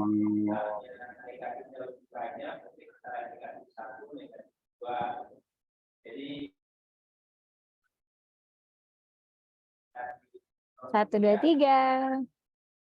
sebentar. Belum. Jadi siapa nih yang mau ambil gambar? Oke, Wisnu, saya ya. boleh. Oke.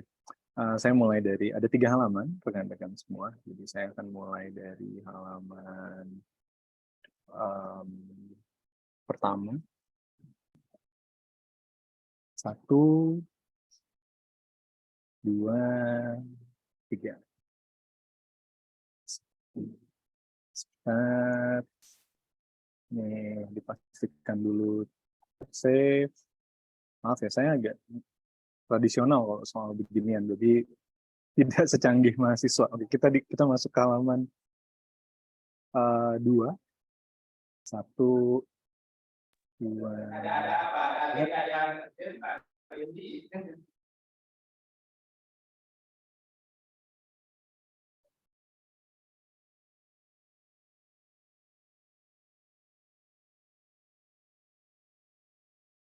Dan halaman 3. 1, 2, 3. Oke, terima kasih.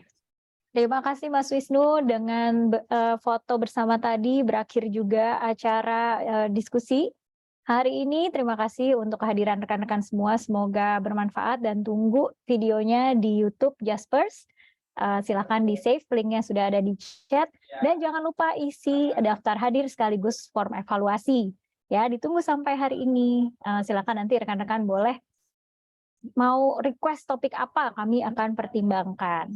Baik, terima kasih rekan-rekan. Bagi rekan-rekan sudah boleh meninggalkan ruang Zoom, atau kalau ingin bertegur sapa, saya akan matikan dulu recordingnya, atau saya minta tolong untuk dimatikan dulu recordingnya.